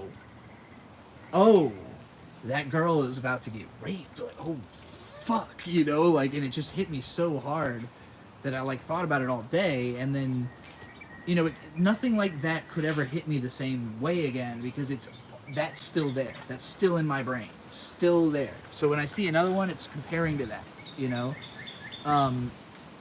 For more art, what's the next like really traumatizing one I was thinking of? The Wire. The Wire is a show about crime in Baltimore that is very realistic and very depressing. And like, when you watch that show and you understand that this is how the world works, this is always how the world has worked, and this is how the world is going to continue to work, it's pretty soul crushing, Actually, I still have not ever finished The Wire for the same reason. I got like in a lot of the way into season 3 and was just like, I fucking can't deal with it. I can't think about this all the time. This can't dominate my mind the way it does. If I watch that now, probably no problem. Probably be fine. I'm like way more desensitized than I was 12 years ago, The Boys is the most recent thing that had a real serious impact. And that's going into hypothetical, where it's like, this stuff couldn't happen. But thinking about what it means, like symbolically it could happen, right? Like the first episode of The Boys, that universe's version of the Flash runs through a guy's girlfriend and just explodes her into pieces. And so the whole show becomes about him trying to get revenge on these famous superheroes who basically are just the same. Like, what the show is commenting on is how billionaires can get away with anything. But instead of trying to bore you with all the complicated nuances of how money moves around, it's just like, hey, these superheroes can cover up anything because they have a mega corporation behind them. And so the stuff they do, it's like Lovecraftian horror in that these people have the power to just end lives and get away with it. But you know that that's real. You know, like the subtext is real. It's only the flashy, over-the-top violence that's fake, but that over-the-top violence is what makes it stick with you, because it's so shocking, and it's so, even just on a thought level, like, what if I was just standing there and my girlfriend exploded because a speedster ran through her? Like, fuck, you know? That's the kind of shit that stays in your brain and changes the way you think. Alright, I got 100 shekels from Rocky the Robot Guy. Hell yeah. Woo-hoo! I got accepted to the concept art school after my last super chat. All right. I have no doubts that the totally arbitrary choice to give you money resulted in my success. So here's some money. Hey, you gotta spend money to make money. I guess, you know, maybe my spiritual encouragement. It was one of the very few times I've ever told somebody that I was excited about them trying to go to school. You know, there's not a lot of schools I would celebrate, but concept art school, especially one that I assume is not in America, that actually does sound pretty cool. So, you know, good luck with that. Good luck in the future. Keep that money, though. I don't know if you got student loans. I appreciate the super chats. I don't know. Maybe you're rich. Fuck you. If you have a trust fund, give me all your money. If not, keep that money. Dan Vadan with BGN $5. I don't remember what that... Did we explain what BGN was? The type of money? I don't remember. Can you talk about what you think gender is? How do you conceive identity in general? This might be a bit of a rant. I'm going to go take a piss again. So I'm going to put y'all onto flower camera again for a little bit. And I'm going to take a piss, and then I'm going to answer that super chat.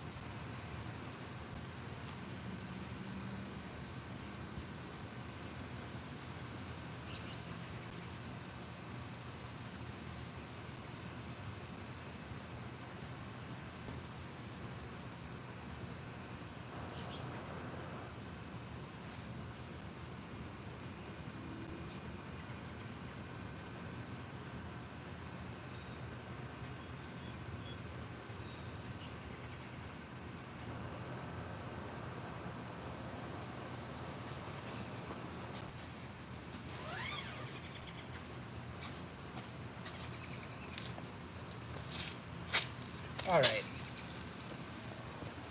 I guess we're going to talk about what even the fuck is a gender.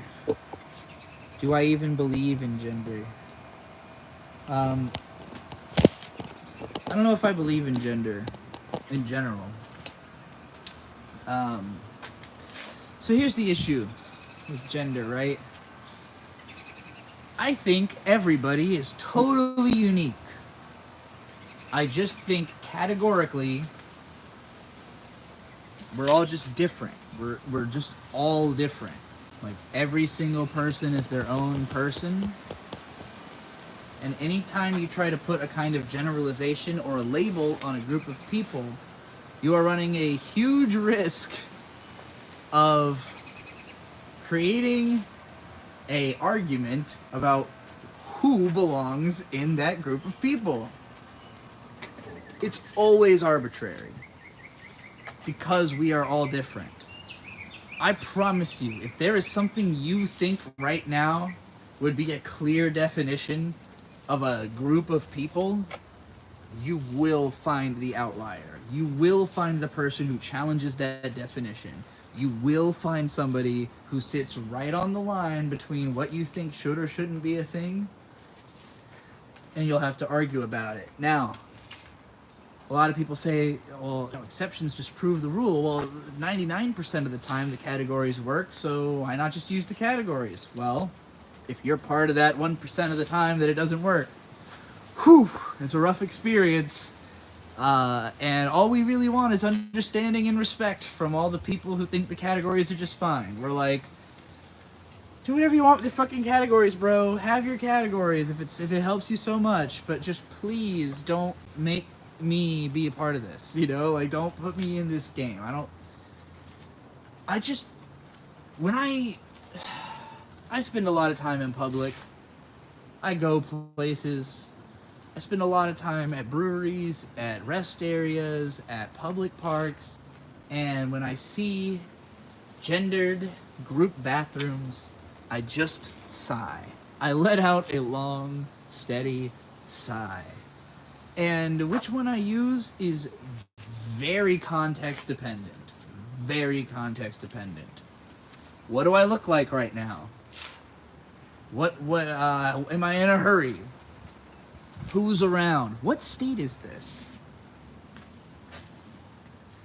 If I was in Washington State, there's very little chance I would ever use the men's room. You know, if I'm on the Washington coast, I should say, there's very little chance. And there's very little chance I would dress in like an ambiguous way. I would probably be like glaringly trans femme, you know. Trans femme only means something to people who have experience with trans femmes. Like, if you go to Washington, if you were to be in Olympia or Seattle, and you look kind of masculine, but you're wearing women's clothes, you're going to be gendered as a woman. Like, or asked, you know, or gendered carefully to avoid any, like, people who know what a trans person is are going to gender you correctly. Now, let's say you live somewhere where there's no trans people, and you just show up, you're me, and you show up dressed as a woman, and people are like, just looking at you, confused, not sure what to say, not trying to be offensive, not offended, just confused, not sure what to say. It's a lot more heartbreaking for me to be misgendered when I'm trying than when I'm not. Like, if I'm obviously, and it's not heartbreaking because I'm not passing, it's heartbreaking because that person's not trying. That's what it is for me. It's like, it seems obvious to me, like, if I'm dressed very feminine, that I would want to be referred to by feminine pronouns. Because what the fuck else would be the point of dressing that way if that wasn't what I was going for, if I didn't want to be? But people get in their head and they get confused. And it's not, I don't want to say it's not their fault. It is their fault because they're not thinking and they're dumb. But it's not their fault in a cultural sense because they're just trying to be polite. Like, people want to say sir or ma'am. Like, they're taught to do that. They grow up like, you know, in certain environments, like, if you don't call a mom, like, a woman of a certain age, Mrs. before her name, like, she's going to be upset, you know? And, like, so that like, gender reification, it's very deep in our culture in a way that, like, when somebody can't figure out how to reify your gender, it could short-circuit their brain. They don't know another way to communicate, you know? They just don't. And, I neither have forgiveness nor anger towards it. It's just avoidance. It's like, if I find myself in a situation where someone can't gender me correctly, I'm just not going to be around that person. But I don't like having that experience. It's like a consistent, you know, I don't want to be going around feeling angry at people.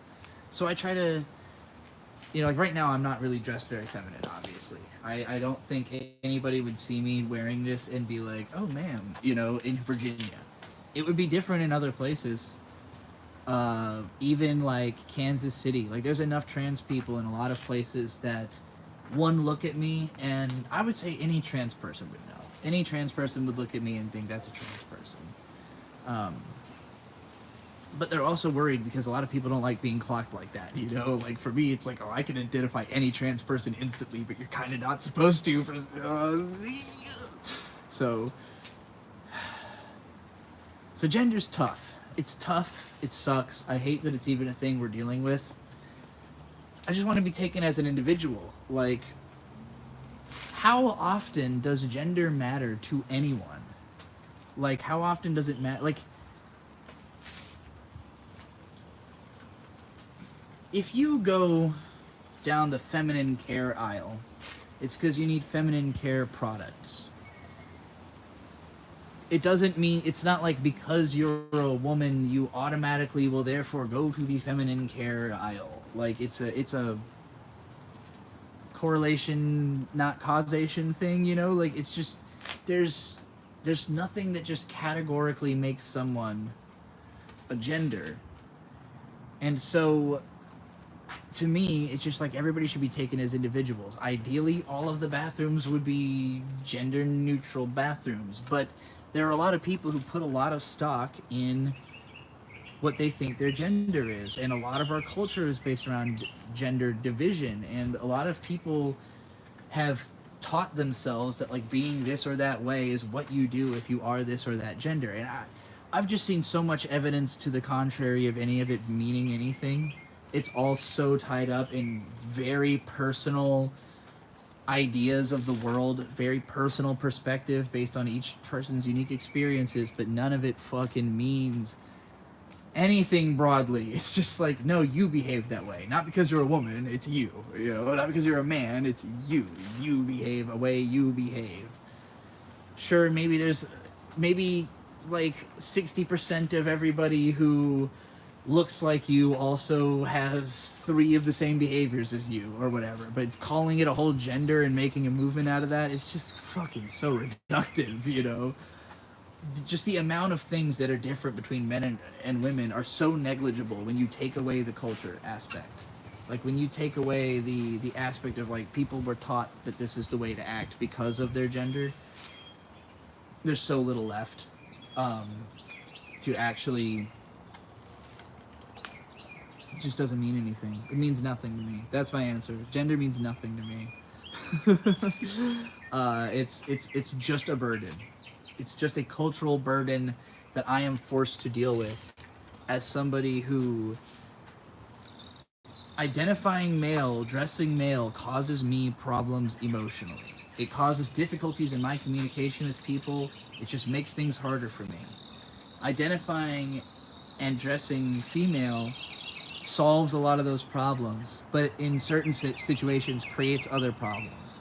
So for me, it's on like just a purely logical level, I have to present gender fluid to do what I want to do with my life.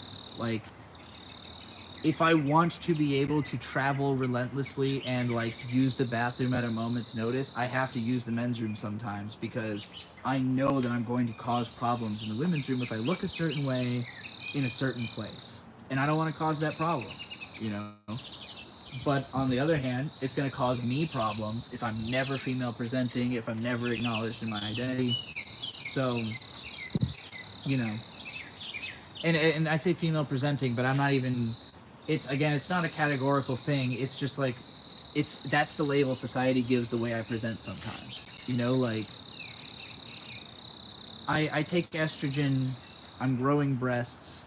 At some point, I'll have tits. It'll be a lot harder to say, like... It'll be a lot harder to misgender me as a male when I've got boobs. And so I'll probably go a lot more all in on, like, trying to present correctly all the time. But, like, it takes a lot. It takes a... It means making sacrifices. And, like, looking passable can take sacrifices in other aspects of life. And I honestly think it takes a lot less to pass than most people think. They're judging themselves to, like, beauty standards instead of to reality standards. I don't think most people's... I think there are some people who you look at and you immediately think that's a woman, that's a man. And there are plenty of people that you look at and you do not immediately have that thought.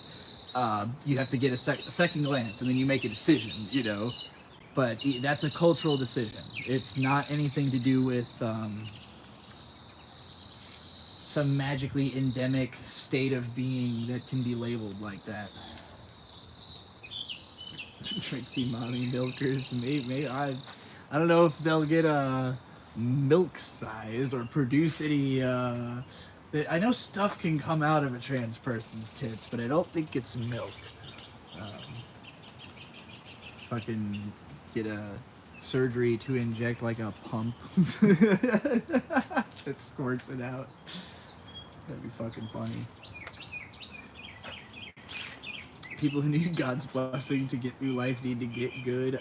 I agree, Ellen. Well, I don't know. You know, as far as I know, I've got God's blessing. I don't need to have that reassured to me. I just believe it to be true. I'm the kind of person who, if you tell me that some people are blessed by God, I'm like, well, I must be one of those, obviously. Like, you know, like, well, if he was throwing around blessings, I definitely got one. Cause come on. This is what I mean, though. I was talking about that my biggest source of stress is being like too accepting, too every way the wind blows, too letting it slide, too quiet, you know. I've been thinking a lot about, there's a bar in one of Kendrick's diss tracks. Fuck, which one is it? 616 in LA, maybe? Yeah, I'm sorry that I live a boring life. I love peace, is something Kendrick says. And I kind of don't believe him. Like, how much do you love peace, Kendrick? Like, J. Cole loves peace. That motherfucker literally realized he was making a mistake and coming off, you know, the wrong way by getting into a rap beef, and went to go do soul searching on the beach. You know, like there's pictures of J. Cole. Some fan was just wandering the beach and found a J. Cole, took a picture with him.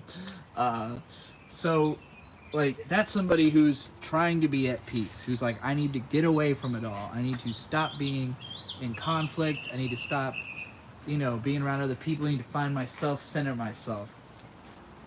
Maybe Kendrick spends a lot more time doing that than anyone truly understands, but saying you love peace in the middle of your four-part diss dissection on somebody, maybe his definition of peace is different. I also saw something that stuck in my head earlier. One of my favorite bands of all time, a heavy metal band called Typo Negative, goth metal from the 90s. Finn McKenty, a YouTuber I really like, did a video about them today on his channel, The Punk Rock MBA, talking about their history. The lead singer of Typo Negative was Peter Steele, 6'7", just an absolute monstrously huge man, and very depressed and did a lot of drugs in his life, and died at like 48 in 2010. And apparently, early into their career, before they really blew up, he was a park service. He worked for the New York Park Service. And he did not want to leave that job initially. He was like, I don't really want to go tour and do shit. I want to be in the Park Service. But then the band got popular, so they became a touring band, and became an act, and he did enough drugs to kill himself. And, you know, Finn McKenty was wondering, like, I wonder if the guy would have just been better off, like, staying with the Park Service, you know? And, like, that to me is, I love peace. Like, you go to work in a park because you don't want to be around people and conflict. You just want to take care of a park. That's love and peace, if I ever heard of it. You know? I just don't think there is peace. I don't think there will ever be peace. And I think peace is something you can experience in short bursts. You know, I feel peaceful being out here on the back porch, just listening to the wind or whatever. But, like, if I were to spend all of my time doing this, this opportunity would disappear of me, you know? Now, granted, I could maybe just drift from place to place, standing around enjoying the wind, and, I don't know, eat scraps or handouts occasionally. I feel like at some point I would experience some kind of lack of peace. But realistically, peace is usually something you get in, like, fits and spurts, in between conflict and battle. And I like peace. I like that I've been able to achieve peace. I just think I've overindulged in peace. I think you can have too much peace. Maybe some people are better suited to peace than I am. But I think I am...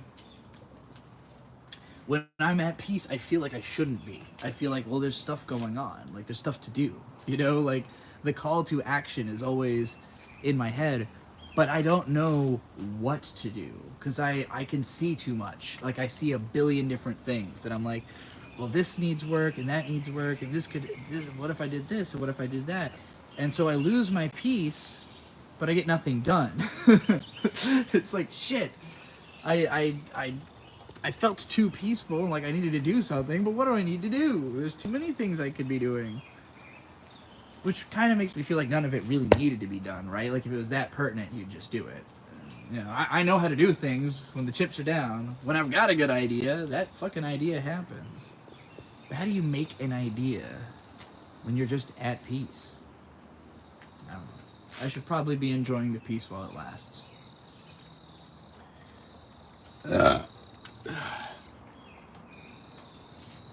Or maybe the war in my mind is really just a microcosm of the larger war, and fighting with myself is my own way of contributing to the battle. I don't know.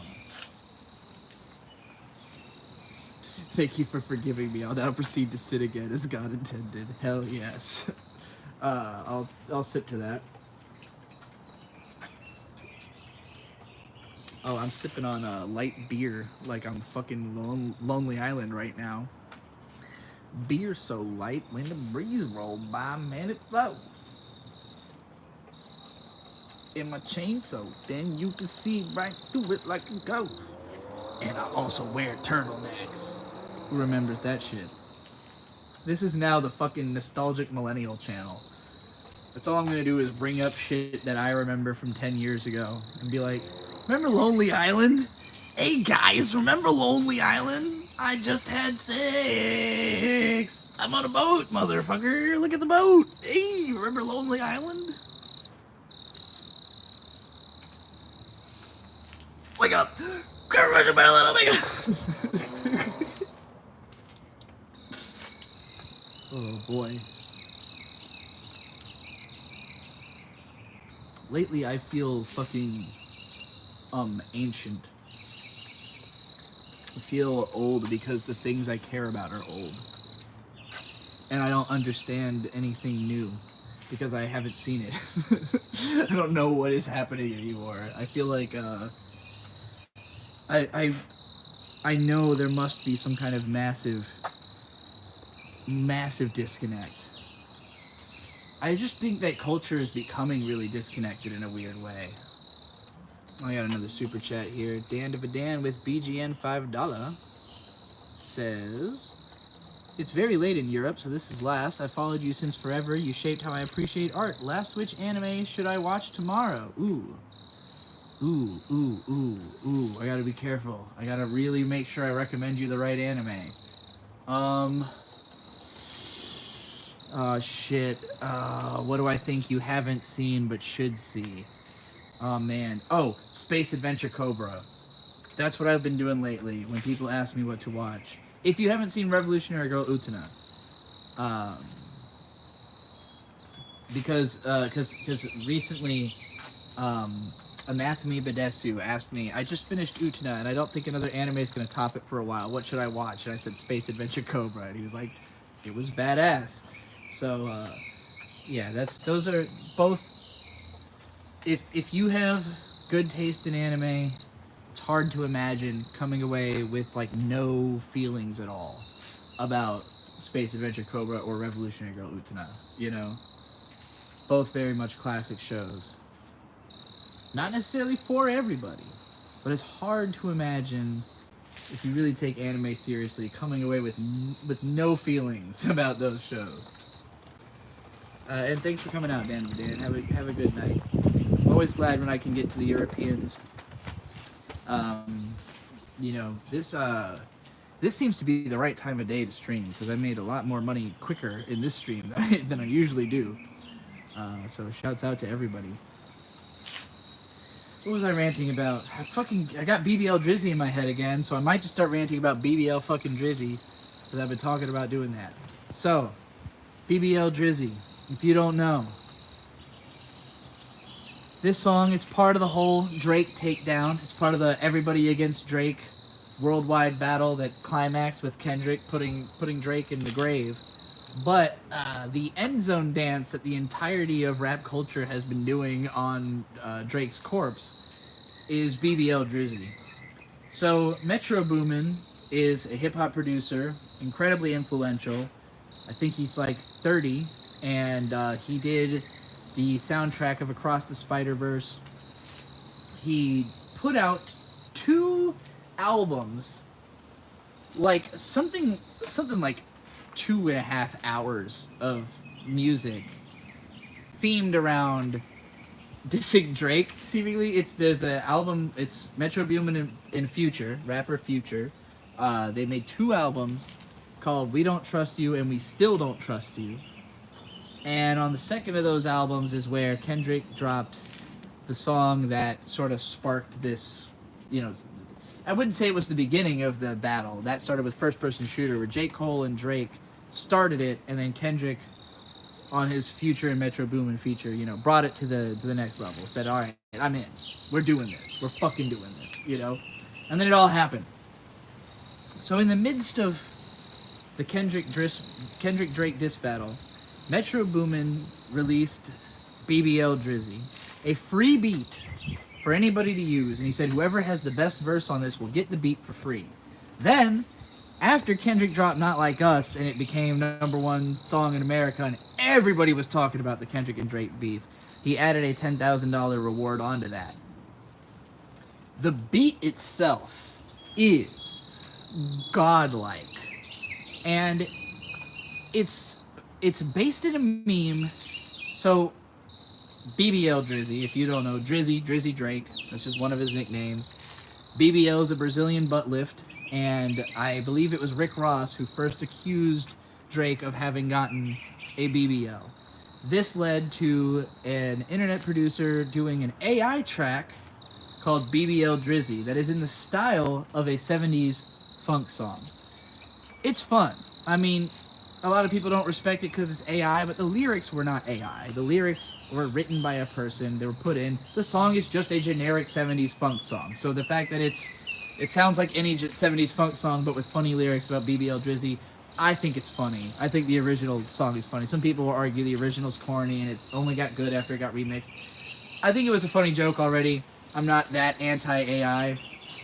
But also people are undercrediting what Metro Boomin did with this song, because he sped it up and put drums over it, but also like retuned the bass line. Like, I'm pretty sure he's playing bass over the sample, and his bass line is just way better. And like, that's the part that really makes the fucking song stick, is that you hear this a few times and you just inescapably will start hearing that bass walk in your mind, you know, with BBL Drizzy blasting over it. I also think it's very powerful that like speeding up the vocals made them sound feminine, because the original sounds like BBL Drizzy, which is fun and hilarious, but the BBL Drizzy is just so fucking catchy. So like, it's not just sped up and added drums. He transformed it. He made it into the catchiest, most fucking accessible beat possible. He went from a meme to a legendary beat. And so Metro Boomin puts out BBL Drizzy. Everybody starts jumping on it. My favorite is a guy called My Favorite Color, who just goes the fuck in with a really loud, like, abrasive flow. And he's like, I've been waiting for years. I've been hating Drake for so long, you know, and just tears him up. But there's fucking hundreds and hundreds of these things. I made one. You can find mine right here on the X Studio channel on the Shorts page. Mine is called Drake Hate Capital VA Beach, because if you don't know this part of Drake's previous beef with Pusha T, where his son was revealed, Pusha T was the one who beat Drake the first time, and he comes from Virginia Beach. Back when that happened, I made my first Drake diss track called Drake Fucking Sucks off of the Fuck Off mixtape back in 2018. That song unfortunately doesn't hold up because in it I'm like, I'm still with my girl. Yeah, that relationship's over, so that song doesn't function anymore, but my new Drake diss track holds up. So yeah, Drake, yeah. This is the Drake hate capital here in Virginia Beach. I'm officially declaring it. Between me and Pusha T, we've got the most Drake hate in all of America. But yeah, this song, man, like, it just works its way in. The bass line is just so, like, I can hear it in my mind's ear. I've been waking up each morning. Baby, I'm drizzy. Baby, I'm drizzy. It's just like the first thought I have when I fucking wake up. For days. I know I'm not alone in this. I think, low-key, BBL Drizzy is the best song that came out of this beef. Because Kendrick's songs are, well, I shouldn't say the best song overall. Kendrick's songs are all amazing. They're all legendary. I'll be studying them for the rest of my life. I'll be fucking pulling apart these fucking lyrics. They're gonna be taught in schools and colleges and shit. But BBL Drizzy is going to live rent-free in my mind until the day I die. I'm gonna be fucking rolling over in my grave. BBL Drizzy, BBL Drizzy. And I know one part of that is like AI literally rummaging through all of 70s funk history and figuring out what is the catchiest of all time hook, and then recreating that with somebody else's comedy lyrics. But taking that and turning it into a legendary beef and then making it so you hear it a billion times so you can hear everyone's rap. This one 18-year-old kid said, I always thought I wanted to meet with Drake, but I turned 18 in December, so I guess it's too late. I was like, what? No! Drake, that kid shouted out the hydrolysis machine that Drake, it was the funniest shit I've ever heard. BBL Drizzy, great fucking meme. Happy to participate in it. Love to see this for hip-hop culture, just because, like, as a rapper, picking up beats can be a real struggle. Like, every producer who's worth the shit is underrated as hell. Like, nobody, it's hard for me to describe as a listener who doesn't understand how they're doing it, what makes them so special. But when I talk to producers, I'm always just like, yeah, but why doesn't your shit sound like this though? Like, why don't your drums cut through like this? Why don't your, like, I get upset. And, if you're trying to look for just free beats on the internet, none of it's going to be Metro Boomin quality. So the fact that he put this out, let everybody have it, this amazing beat anybody can use, at least until such a point that someone, I guess, is granted the actual rights to it, I guess. I don't know how that's going to work when it actually happens. Are they going to copy strike everyone else who made a song afterwards? I hope not. But somebody will get 10 grand and the rights to BBL Drizzy. Probably won't be me, but I'm happy to do my part for the community of hating on Drake. Alright, I got $10 from Uranium Coffee. Thank you so much. Thinking about agreeableness, would you say you have a strong sense of others' emotions and how they interact? It's sort of like this for me and leads to maneuvering around people like chess on a minefield. Chess on a minefield. That's a fun way of interpolating two different phrases. Yes, I'm too guarded. My problem as a human being is I am too guarded. And that probably seems weird coming through my content, but you have to consider that for like 8 years, I had people convinced that I was telling them everything about me And then I gender transitioned and nobody saw it coming, except for people who were like really paying it. Well, basically other trans people were the only people who saw it coming, you know? So like, I do think I tend to play things way too close to the chest. I'm bad at asking for help. I'm bad at wanting to intrude on somebody else. And generally, my state of mind, if I'm like out of the house, is usually like I'm trying to get something done. So I'm like in a hurry. And I'm not really trying to fuck around and stop and like chit chat with people and like be in like anyone's way. So I really just try to stay out of people's way. Like I'm always assuming that everyone is as busy as I am, or if they're not, they suck. You know, like either you are the person who is gormlessly standing around in the grocery store. I don't know why this is the mental image I have, is me in a grocery store trying to get around people who are just like stalled out in the aisles. You know, like anytime somebody's just not paying attention to what they're doing in the grocery store and you have to kind of maneuver around them, like that's the most literal version of what you're talking about, but it's where it's where I find, I guess interact is a strong word. It's where I like come into contact with people the most commonly is, you know, I'm at the grocery store. I'm just trying to get what I want and go. And sometimes when there's lots of people around, I just kind of observe like, man, everyone's either like really trying to get something done or really not trying to get anything done, you know? And I think a big part of society's disagreement comes. Thought it was done is frustrating, but remember, no one walks down the aisle in a diaper unless they're Now Friday's gone. Are they open on Saturday? no. What's opinion about this? Am I back? Am I live? Am I here? Can you see me? Can you hear me? Is this the real life? Is this just fantasy? Oh my god, I'm actually back. Yeah, I don't know what the fuck happened. I had to go inside though. Was answering a question about people's emotions and interactions. I think I was saying basically that I tend to just kind of try to stay out of people's way. And it can be to my detriment. All right, let's get to that other super chat that I missed right before I was down for a moment. Necromancer. Oh, that's a cute name. I wish YouTube didn't break it up weirdly.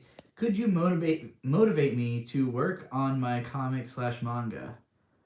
Yeah, the last thing you want is to die with nothing to show for your effort. You could die any moment, literally any moment. Meteorite, Earth gone.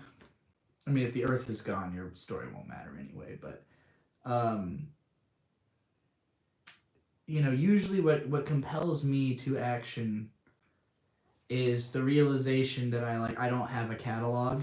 You know, like, I mean, I have a video catalog, obviously, but like when it comes to like manga or any sort of creative writing, like every year that passes by that you don't have a book, you got to be like, that's a year I could have.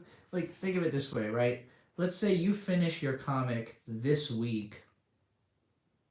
Next week, you get to make another comic. You don't finish your comic this week. Next week, you're still working on that comic. Now, in the long run, if you had done a comic every week for a year, you'd have 52 comics. If you only get one comic done that year, you have one comic. Now, if your life unexpectedly ends 3 years from now, do you want to end that with 150 comics or 3 comics, you know? That's the question you gotta ask yourself. Do I want to die with so few comics under my belt? Meat Morp says, weed hit the spot when you rockin' on my thing, baby. Weed hit the spot when you rockin' on my thing, baby. Weed hit the spot when you rockin' on my thing, baby. Woo! Oh, I'm gonna get dizzy if I do that. Wow, I haven't heard somebody reference that song in a fucking while. I'm about to hit some weed right now, because it hit the spot when you rocking on my thing, baby. True Fox 1 with $5 says, "Hi Trixie, please rant about the concept of lust as a sin. Do you consider lust a sin?" Well, I don't believe in sin. I don't believe in anything religious, so I don't believe you have an immortal soul. I don't believe that you continue after death. Lust is just a hormonal based emotion. You know, it's just a thing you're. Smartphone connected. Fuck. Smartphone. What smartphone connected? I would describe lust more so as a curse than a sin. You know, lust is.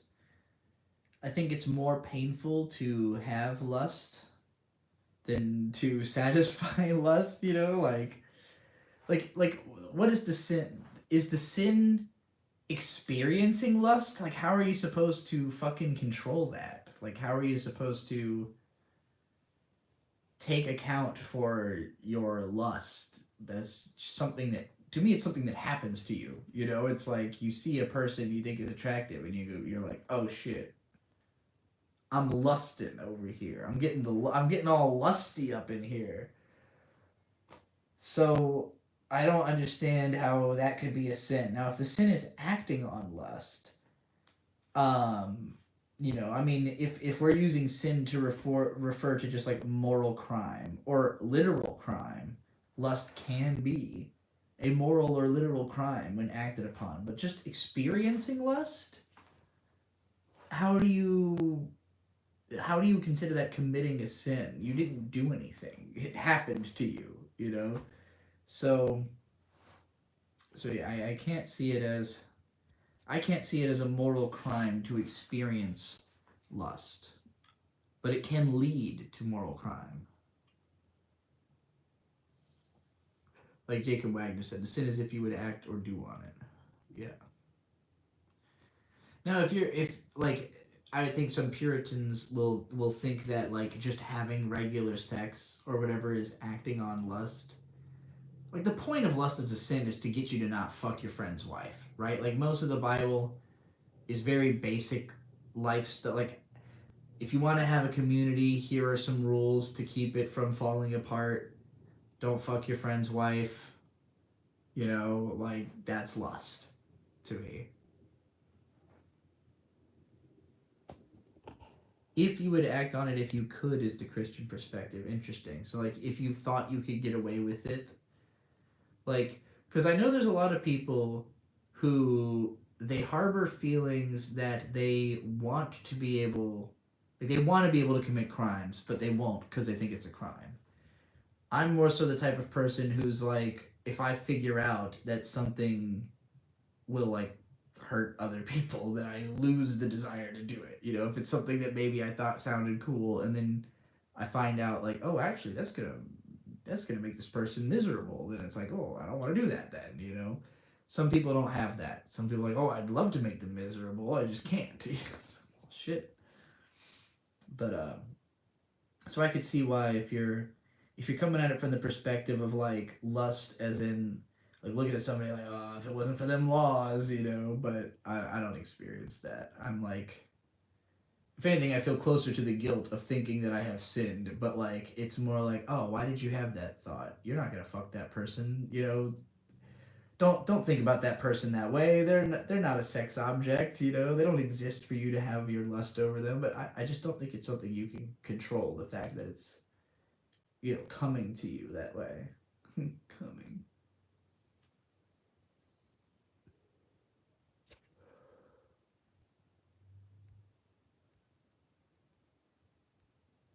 Making sure I didn't miss anything in the chat here. Doesn't look like it. This has been a great stream so far. I probably should stream around this time of day more often, because this is when people seem to be the most active online, but it's also the hardest time of day for me to set aside, usually. Hey Trixie, long time viewer here. Do you do magic? Like sigils and gnosis. I don't even know what those things mean, so no. I don't know what other people consider doing magic, but I consider what I do to be magic. Spells is just words and shit, you know? It's just sentences, basically. So as far as I'm concerned, I'd be casting spells all motherfucking day. Doing magic all the time.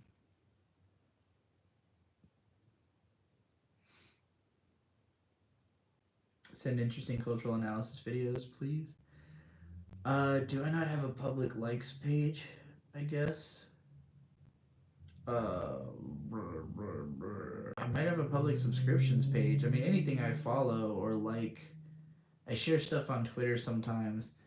I mean, if you want some hip hop culture perspective, The Company Man, all three words, The Company Man, on YouTube is my favorite hip hop journalist, and I think the most perspective you can get into that culture.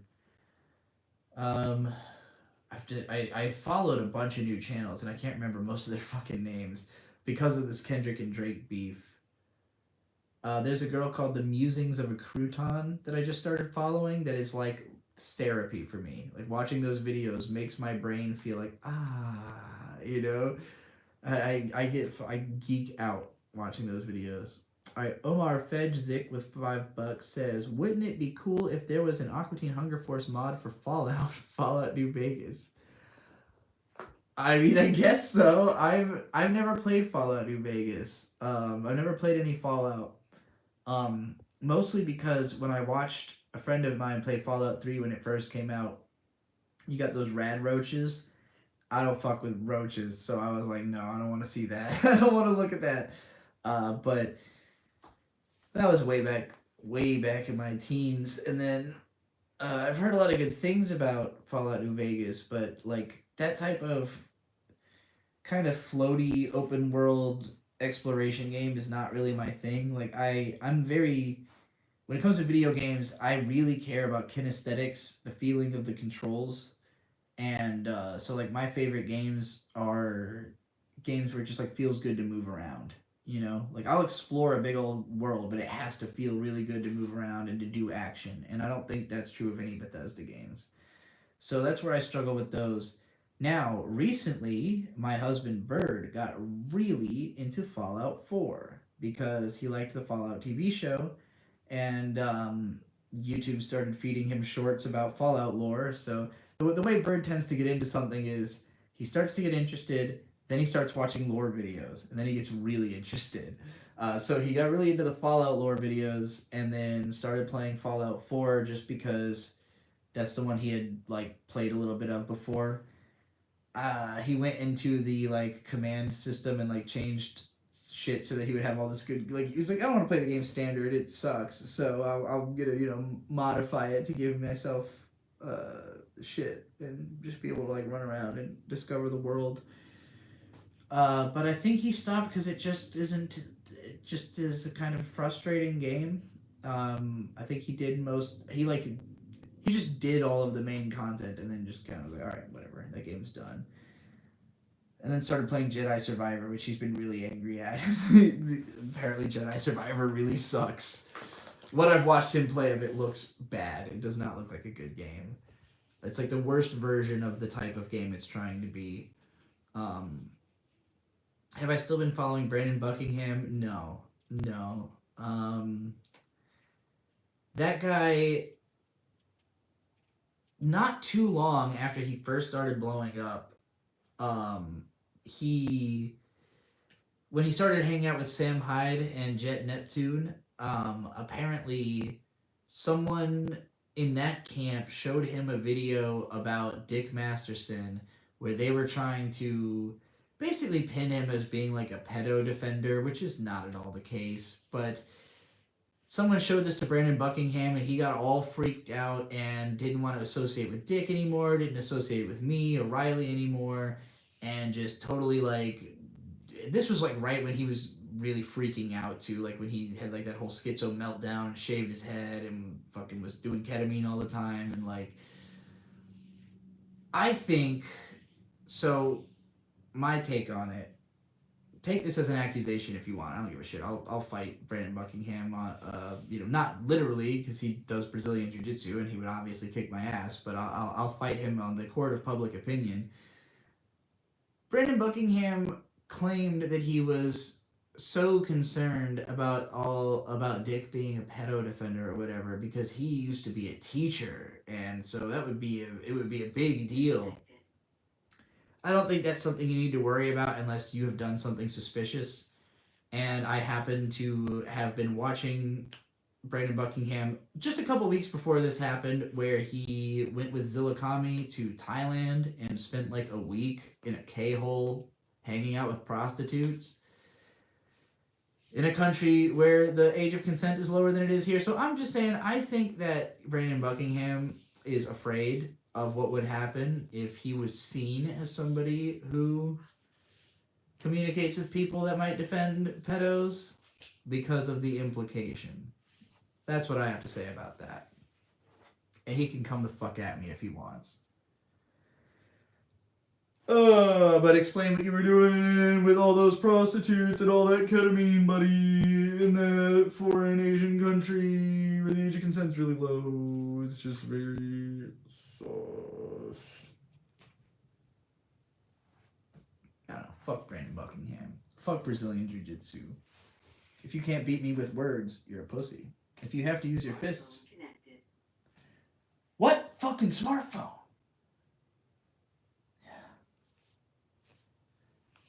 Ever thought of visiting Ukraine? No. I don't know anybody in the Ukraine. I know one person who is Ukrainian. I don't even know if she's from the Ukraine. I think some of my ancestry comes from that area.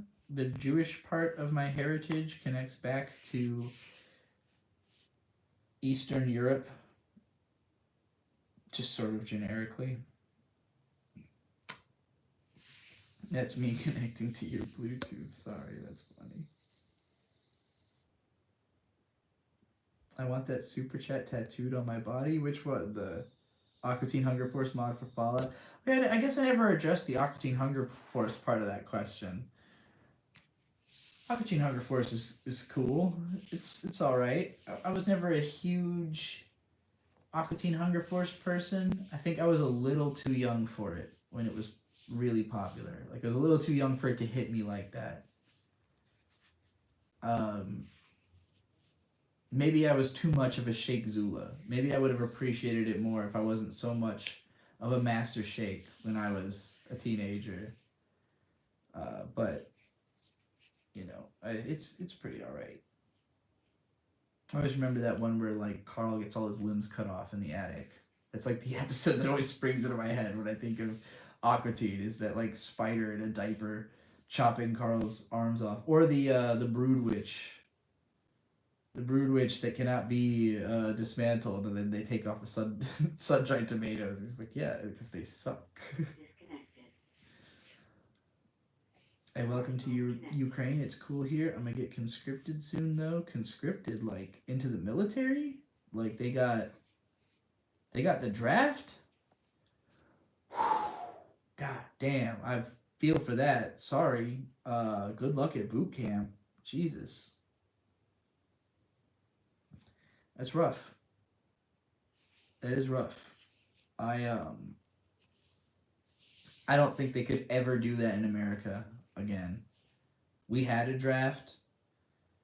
If they tried to reinstate that, it would cause, like, I mean, I personally would riot. I would riot. If they tried to reinstate the draft, I would personally riot.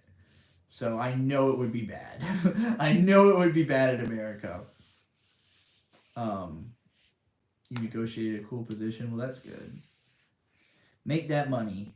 Just don't get killed over Putin's horse shit or whatever the fuck, whatever y'all got, whatever dark shit y'all got going on. I don't pretend to know world politics. I study the United States.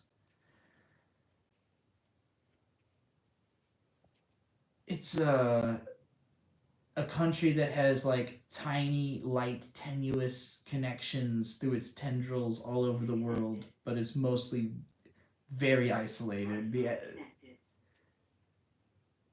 The average American only knows about any country as much as they have family in that country or friends from that country, and that's that's entirely dependent on you personally, like who you happen to know. But there's nowhere in America that you can go and be like, everybody here knows what it's like in France. I guess, like, if you live in Buffalo, you might know people from Niagara Falls, Canada, but that's like the closest you're getting to knowing shit about another country. And Canada's just America light. Jacob Wagner with $5 says, if you had to pick a major country for the US to go to war with, who? A major country? I wouldn't want this. Why would I want this?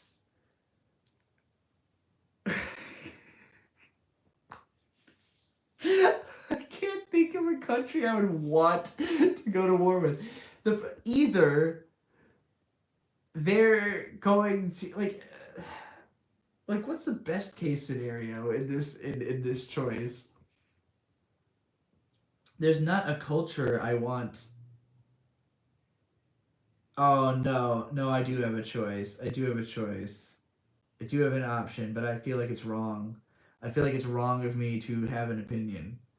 Like, I feel like it's inherently xenophobic to pick anything. There's no right answer. Jacob said my pick is Africa. Get fucked. That's racist. Saudi Arabia.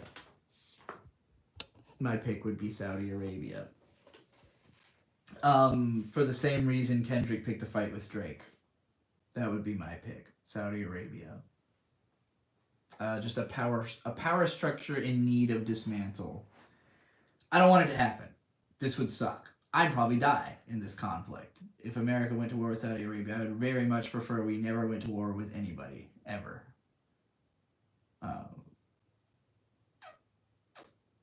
But that's the other country I have the least respect for on a governmental level, on a political level.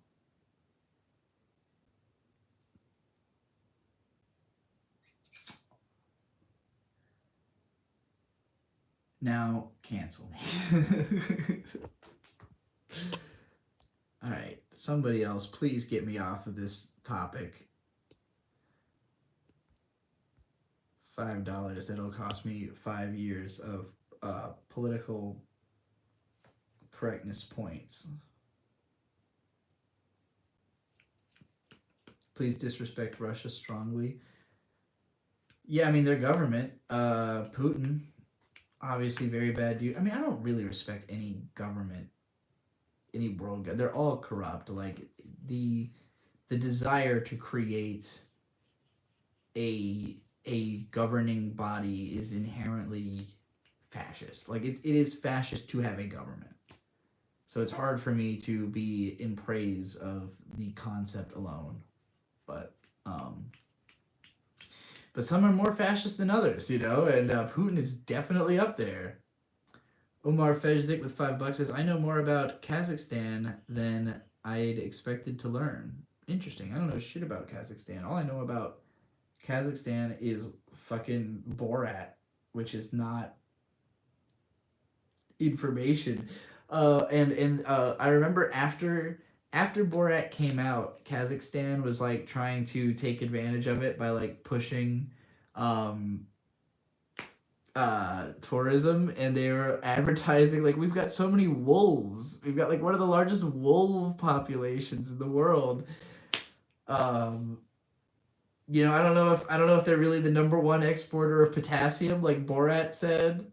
Kazakhstan is number one exporter of potassium. But that would be the extent of my Kazakhstan knowledge. I probably wouldn't know it exists know that it existed if not for Borat being supposedly from there. Um, looks like a beautiful place though, based on images I've seen. You knew a girl from Kazakhstan who played jazz bass. Ooh, that sounds cool. Taught you some advanced harmony. Oh, that sounds raunchy. Maybe you didn't mean it that way, but that's how it sounds. Oh, I can't get fucking Borat singing his version of the U.S. national anthem out of my head now. Bring back BBL Drizzy, Brain. I much prefer to BBL Drizzy. Alright, we're back on BBL Drizzy now. Brain's doing it right. Who's my biggest hater? I don't know right now. I haven't been getting shit lately, which is crazy because I've been slinging shit like mad. I think it's just the numbers. I think my numbers are too far down. I think people are looking at me as like, this person doesn't have the cultural cachet to diss me. You know? Like that Mark Brooks dude, I did a whole stream about that dude like 5 days ago. And all he had to say about it on Twitter was like, the stuff you said wasn't true. And I was like, I responded, like, I literally was just pulling direct quotes, and he had no response to that. So Mark Brooks thinks he can just ignore me. He's probably right. Nobody seems to care. I mean, there's other people who hate him more who are closer to his community, so I'm sure the torch will be carried of hating Mark Brooks, but I don't know that guy, so I don't care enough to try to make it a big deal for myself. I've talked shit on Eric July. He hasn't acknowledged me at all. You know, I had haters a couple years ago, but most of them have been quiet. So I don't know right now. I don't know who's. Let me know. Find my haters, y'all. Find some haters that I can really go in on. I'm over here all pumped up and ready for battle all the time, always geared up, always just waiting for somebody to talk some shit. Maddox, yeah, but he won't fucking respond to me. I talked shit about Maddox for 3 weeks straight and he said nothing. And then he did that live stream where, you know, he released the last part of his re-release of his documentary. He did a big live stream. He had Boogie on. It was epic. It was literally one of the best nights of my entire life. Was me and Bird out boondocking in Arizona, watching Dick stream snipe Maddox's stream. One of the funniest experiences of my life. But he's not talked about me, except for to mention, you know, every now and then, oh, Dick hangs out with pedophiles or whatever. You know, and he throws my name on a pile, on his pedo pile. Ben Saint is my biggest stream. People clip my streams to him in his Discord. Well, he's not doing it publicly, so as far as I'm concerned, he doesn't exist. Ben Saint is a ghost. He's nobody. He's literally has no effect on me if he's talking in a Discord somewhere. That's not hate. That's faggotry. That's just being a garden variety faggot, you know. But hate, it happens in the streets, in the public, in the videos. You know, hate comes to the surface. Ben's just a bitch. So if he wants to step up and be my biggest hater, we could go to war. But I don't think it would be good for him. I don't think it would be wise for him, which is why I don't think he's doing it. I think he just wants to giggle with his little posse behind closed doors and not cause any problems for himself in a street way. So yeah, I guess all my haters are just huge pussies, and that's the problem. Is that none of my haters has the courage to say anything publicly or to try to start problems because they know I would crucify them. I would relentlessly pursue them to the ends of the earth. And ruin their lives for fun and profit because I don't care anymore.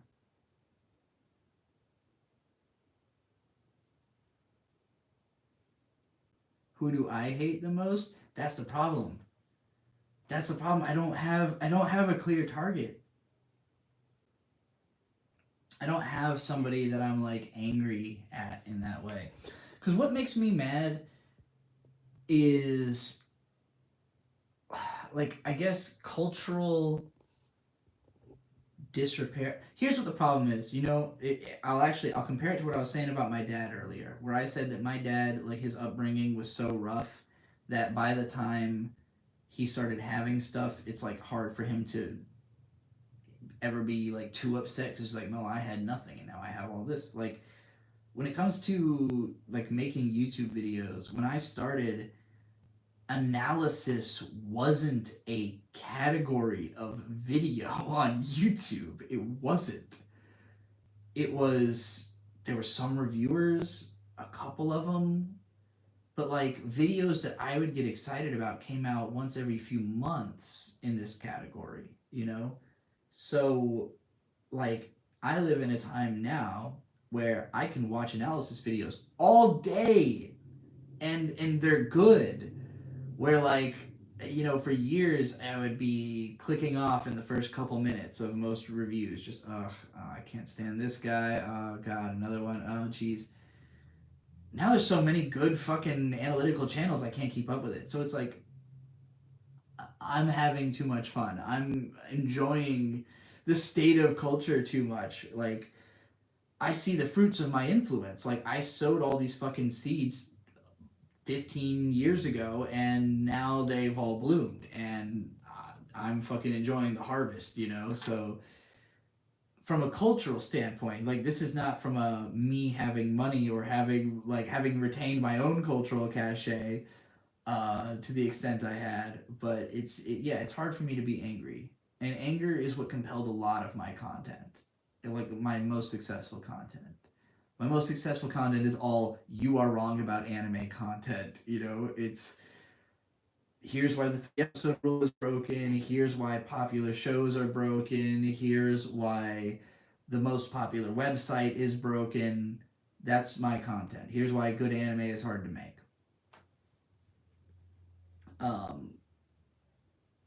I'm still talking about that kind of stuff on We Watch Anime, but there hasn't been. I think it would have been different if I had started doing this type of analytical content a little bit earlier. I probably would have talked about the Jujutsu Kaisen controversy more.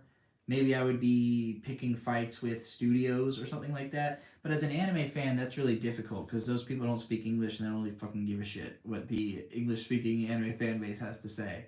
So, like it's hard for me to pick meaningful targets in the anime sphere. In the hip hop sphere, I lack the cachet. Any rapper I try to fight, more people like them than me, and it really is a popularity contest at the end of the day. So like the easiest people I could imagine going to war with would be YouTubers, but I would have to suffer discovering and like deep diving a YouTuber I hate. The last person I tried with was what's his fuck the Critical Drinker, and he just ignored it. I made a whole video about how I thought he just didn't watch Thor: Love and Thunder. I went like an hour and a half into detail. No response. No acknowledgement. Because most people know it's most people don't have the they don't have the twisted desire for conflict or the twisted pride that leads them into these battles. That they don't like it. Critical Drinker's got a really successful career. He has no reason to pay attention to somebody who's less famous than him shitting on him. I would have to get more famous than him than shit on him, or at least be in the same breath. I'd have to be competitive with him, the way Drake and Kendrick have been, where like Drake was more famous, but Kendrick was mentionable in the same breath as Drake. That's why he was able to attack him. If people were talking about how I'm the better analyst than Critical Drinker all the time or whatever, I could go to war with that guy. But I don't think he sucks enough. Like it's his audience sucks. Like people don't want good criticism. People don't care that much. People are watching this to have their opinions spat back at them. The stuff that he's wrong about, his audience doesn't care that he's wrong about, and the stuff that his audience would care about, he's right about. He's not wrong about everything. So I guess that's the other problem. I need somebody who's like just always wrong. Like if there was I really am wishing that people would give me a target. Like there must be a YouTuber, a critic, a rapper, white rapper, maybe, you know, maybe a trans critic or rapper who people can't stand.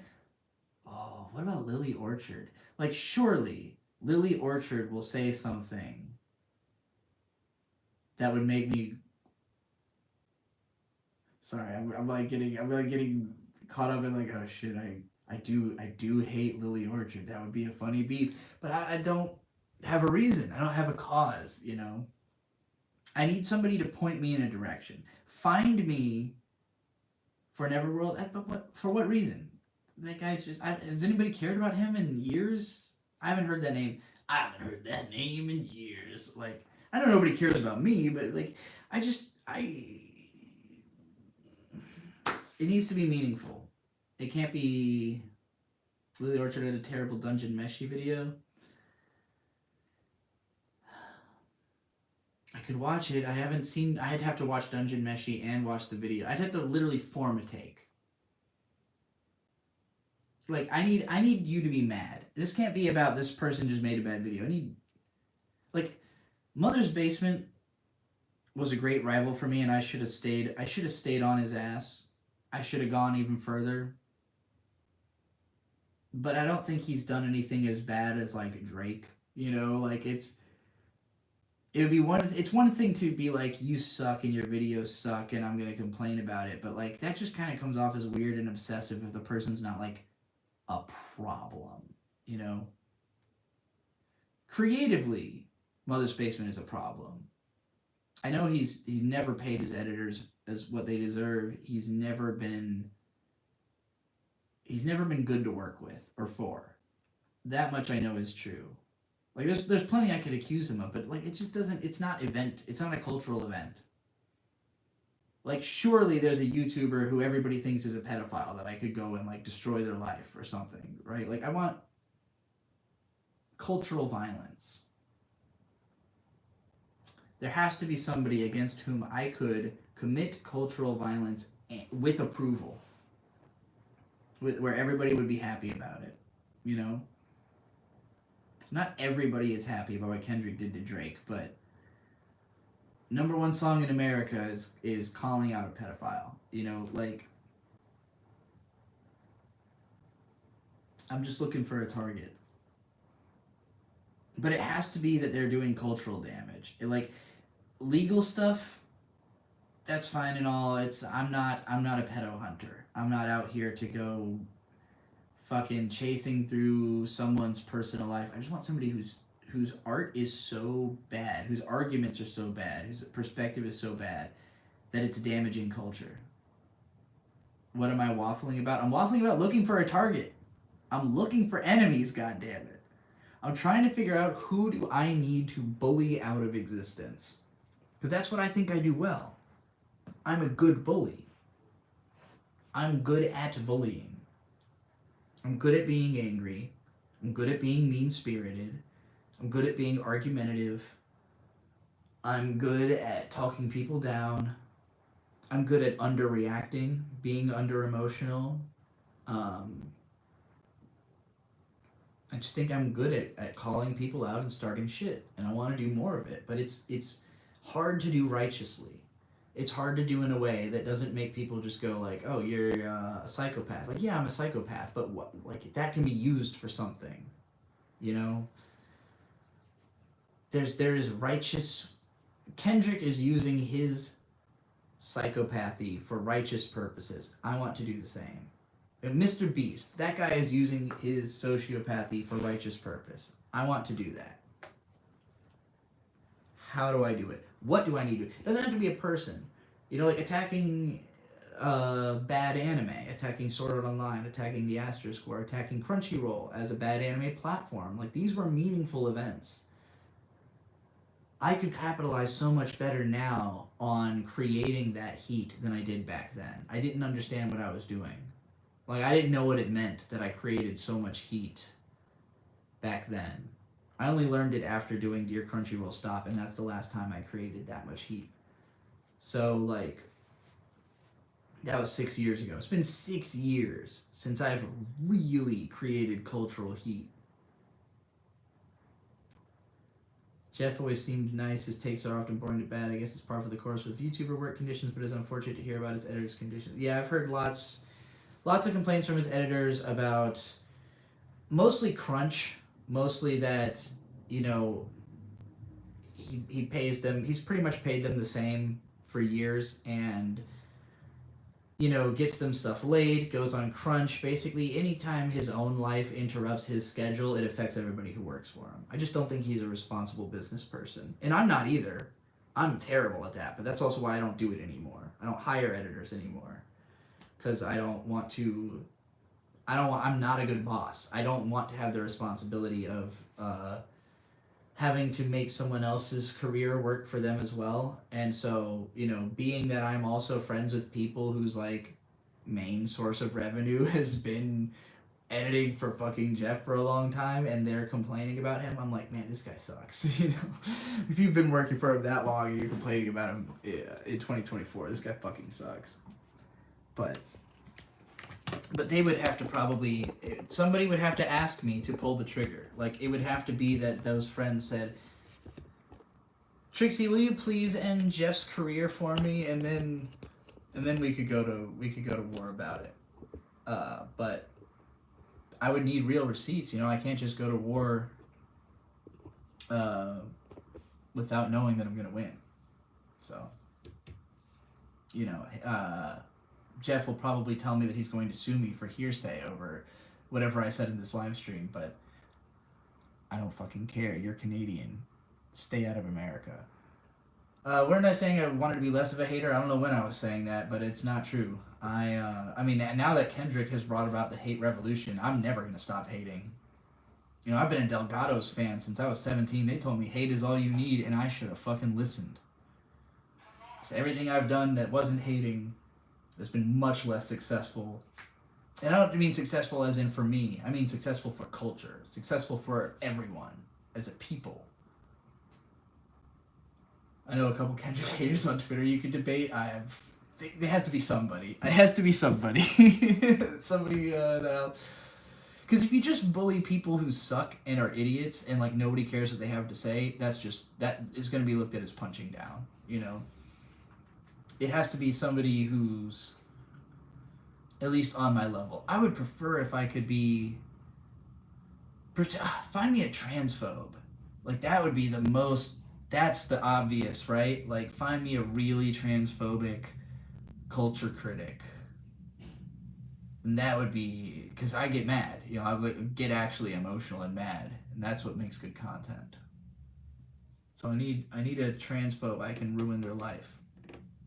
If somebody wants to find one. I have to go pee.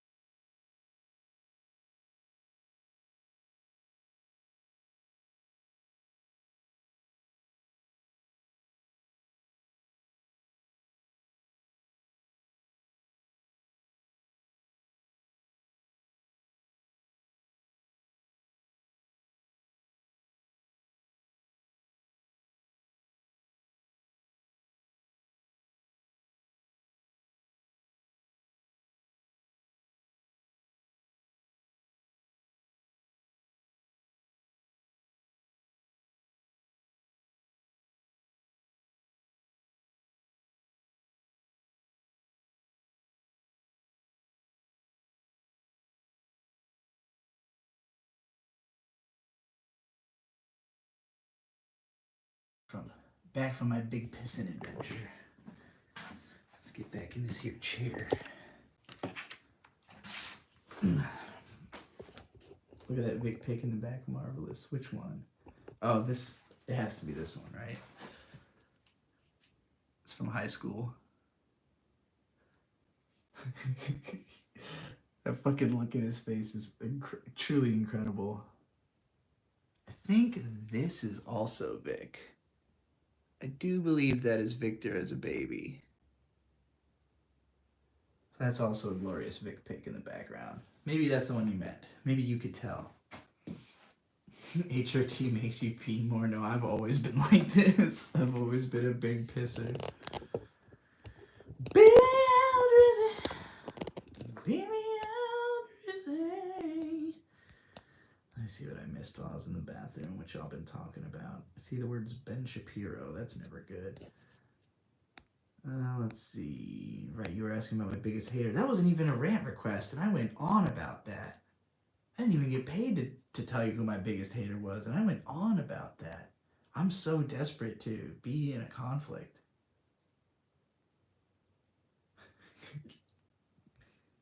Hey Trixie, hope you had a good day. I honestly was out of it for most of the day. It was just scatterbrained, just like watching analysis videos and thinking about everything today.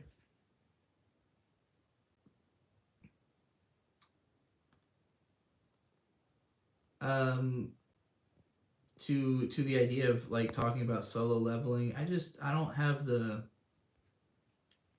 passion to talk about that. People keep telling me it's basically like SAO, and I'm like, well, if it's got all the same problems, what will there be new to say? I am more interested in potentially. Well, actually, I'm not going to talk about this. I don't want to talk about this idea, but later this year, I have an idea for a anime sucks type of a video that I might do, but we'll see. But it has to be later in the year. Out of curiosity, what is the root definition of a transphobe to you? Basically, just anybody whose ability to respect trans people is what's the word I want, sublimated by their like desire to, what's the words I want, like feel correct. Like there's some people who see a trans person and it offends their worldview for whatever reason in such a way that they can't acknowledge it. They can't just be like, oh yeah, you go by she her, cool. You know, like it's like they feel as though because they can't implicitly understand it, they require some kind of explanation, even though like almost everything else about life you just go along with and you don't require any explanation. And like they require it from the first person they see. Like they're not willing to research or look into it. It's just like when a trans person comes across their desk, they're like, oh, what's going on here? I don't understand this at all. Well, what am I supposed to call you?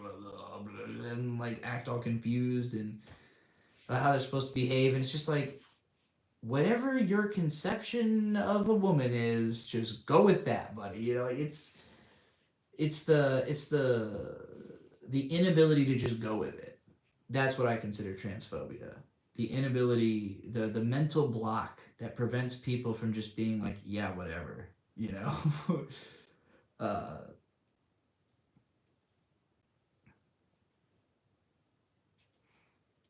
Thoughts on Mr. Girl's trans opinions? I don't know them. I'd have to watch his stream. I would be interested to talk to Mr. Girl about that kind of stuff. He and I one time did a podcast that I lost.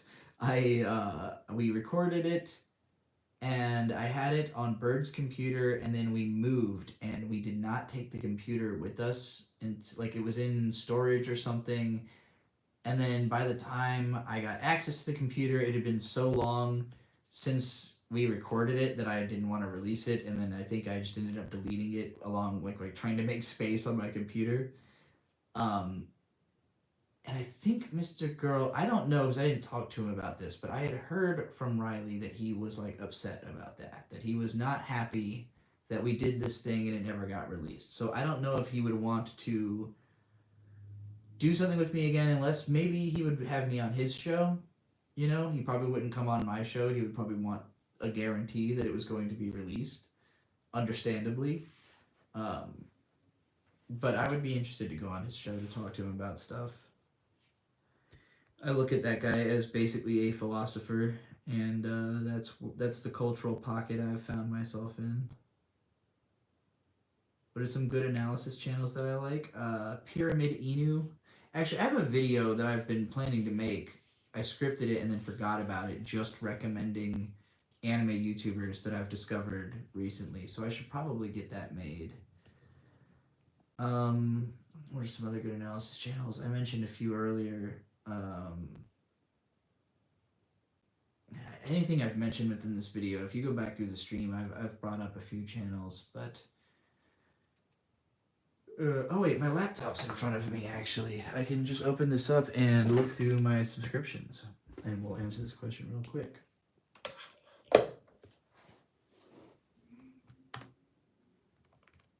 I see what you're talking about with Elon Musk asking J.K. Rowling to stop talking about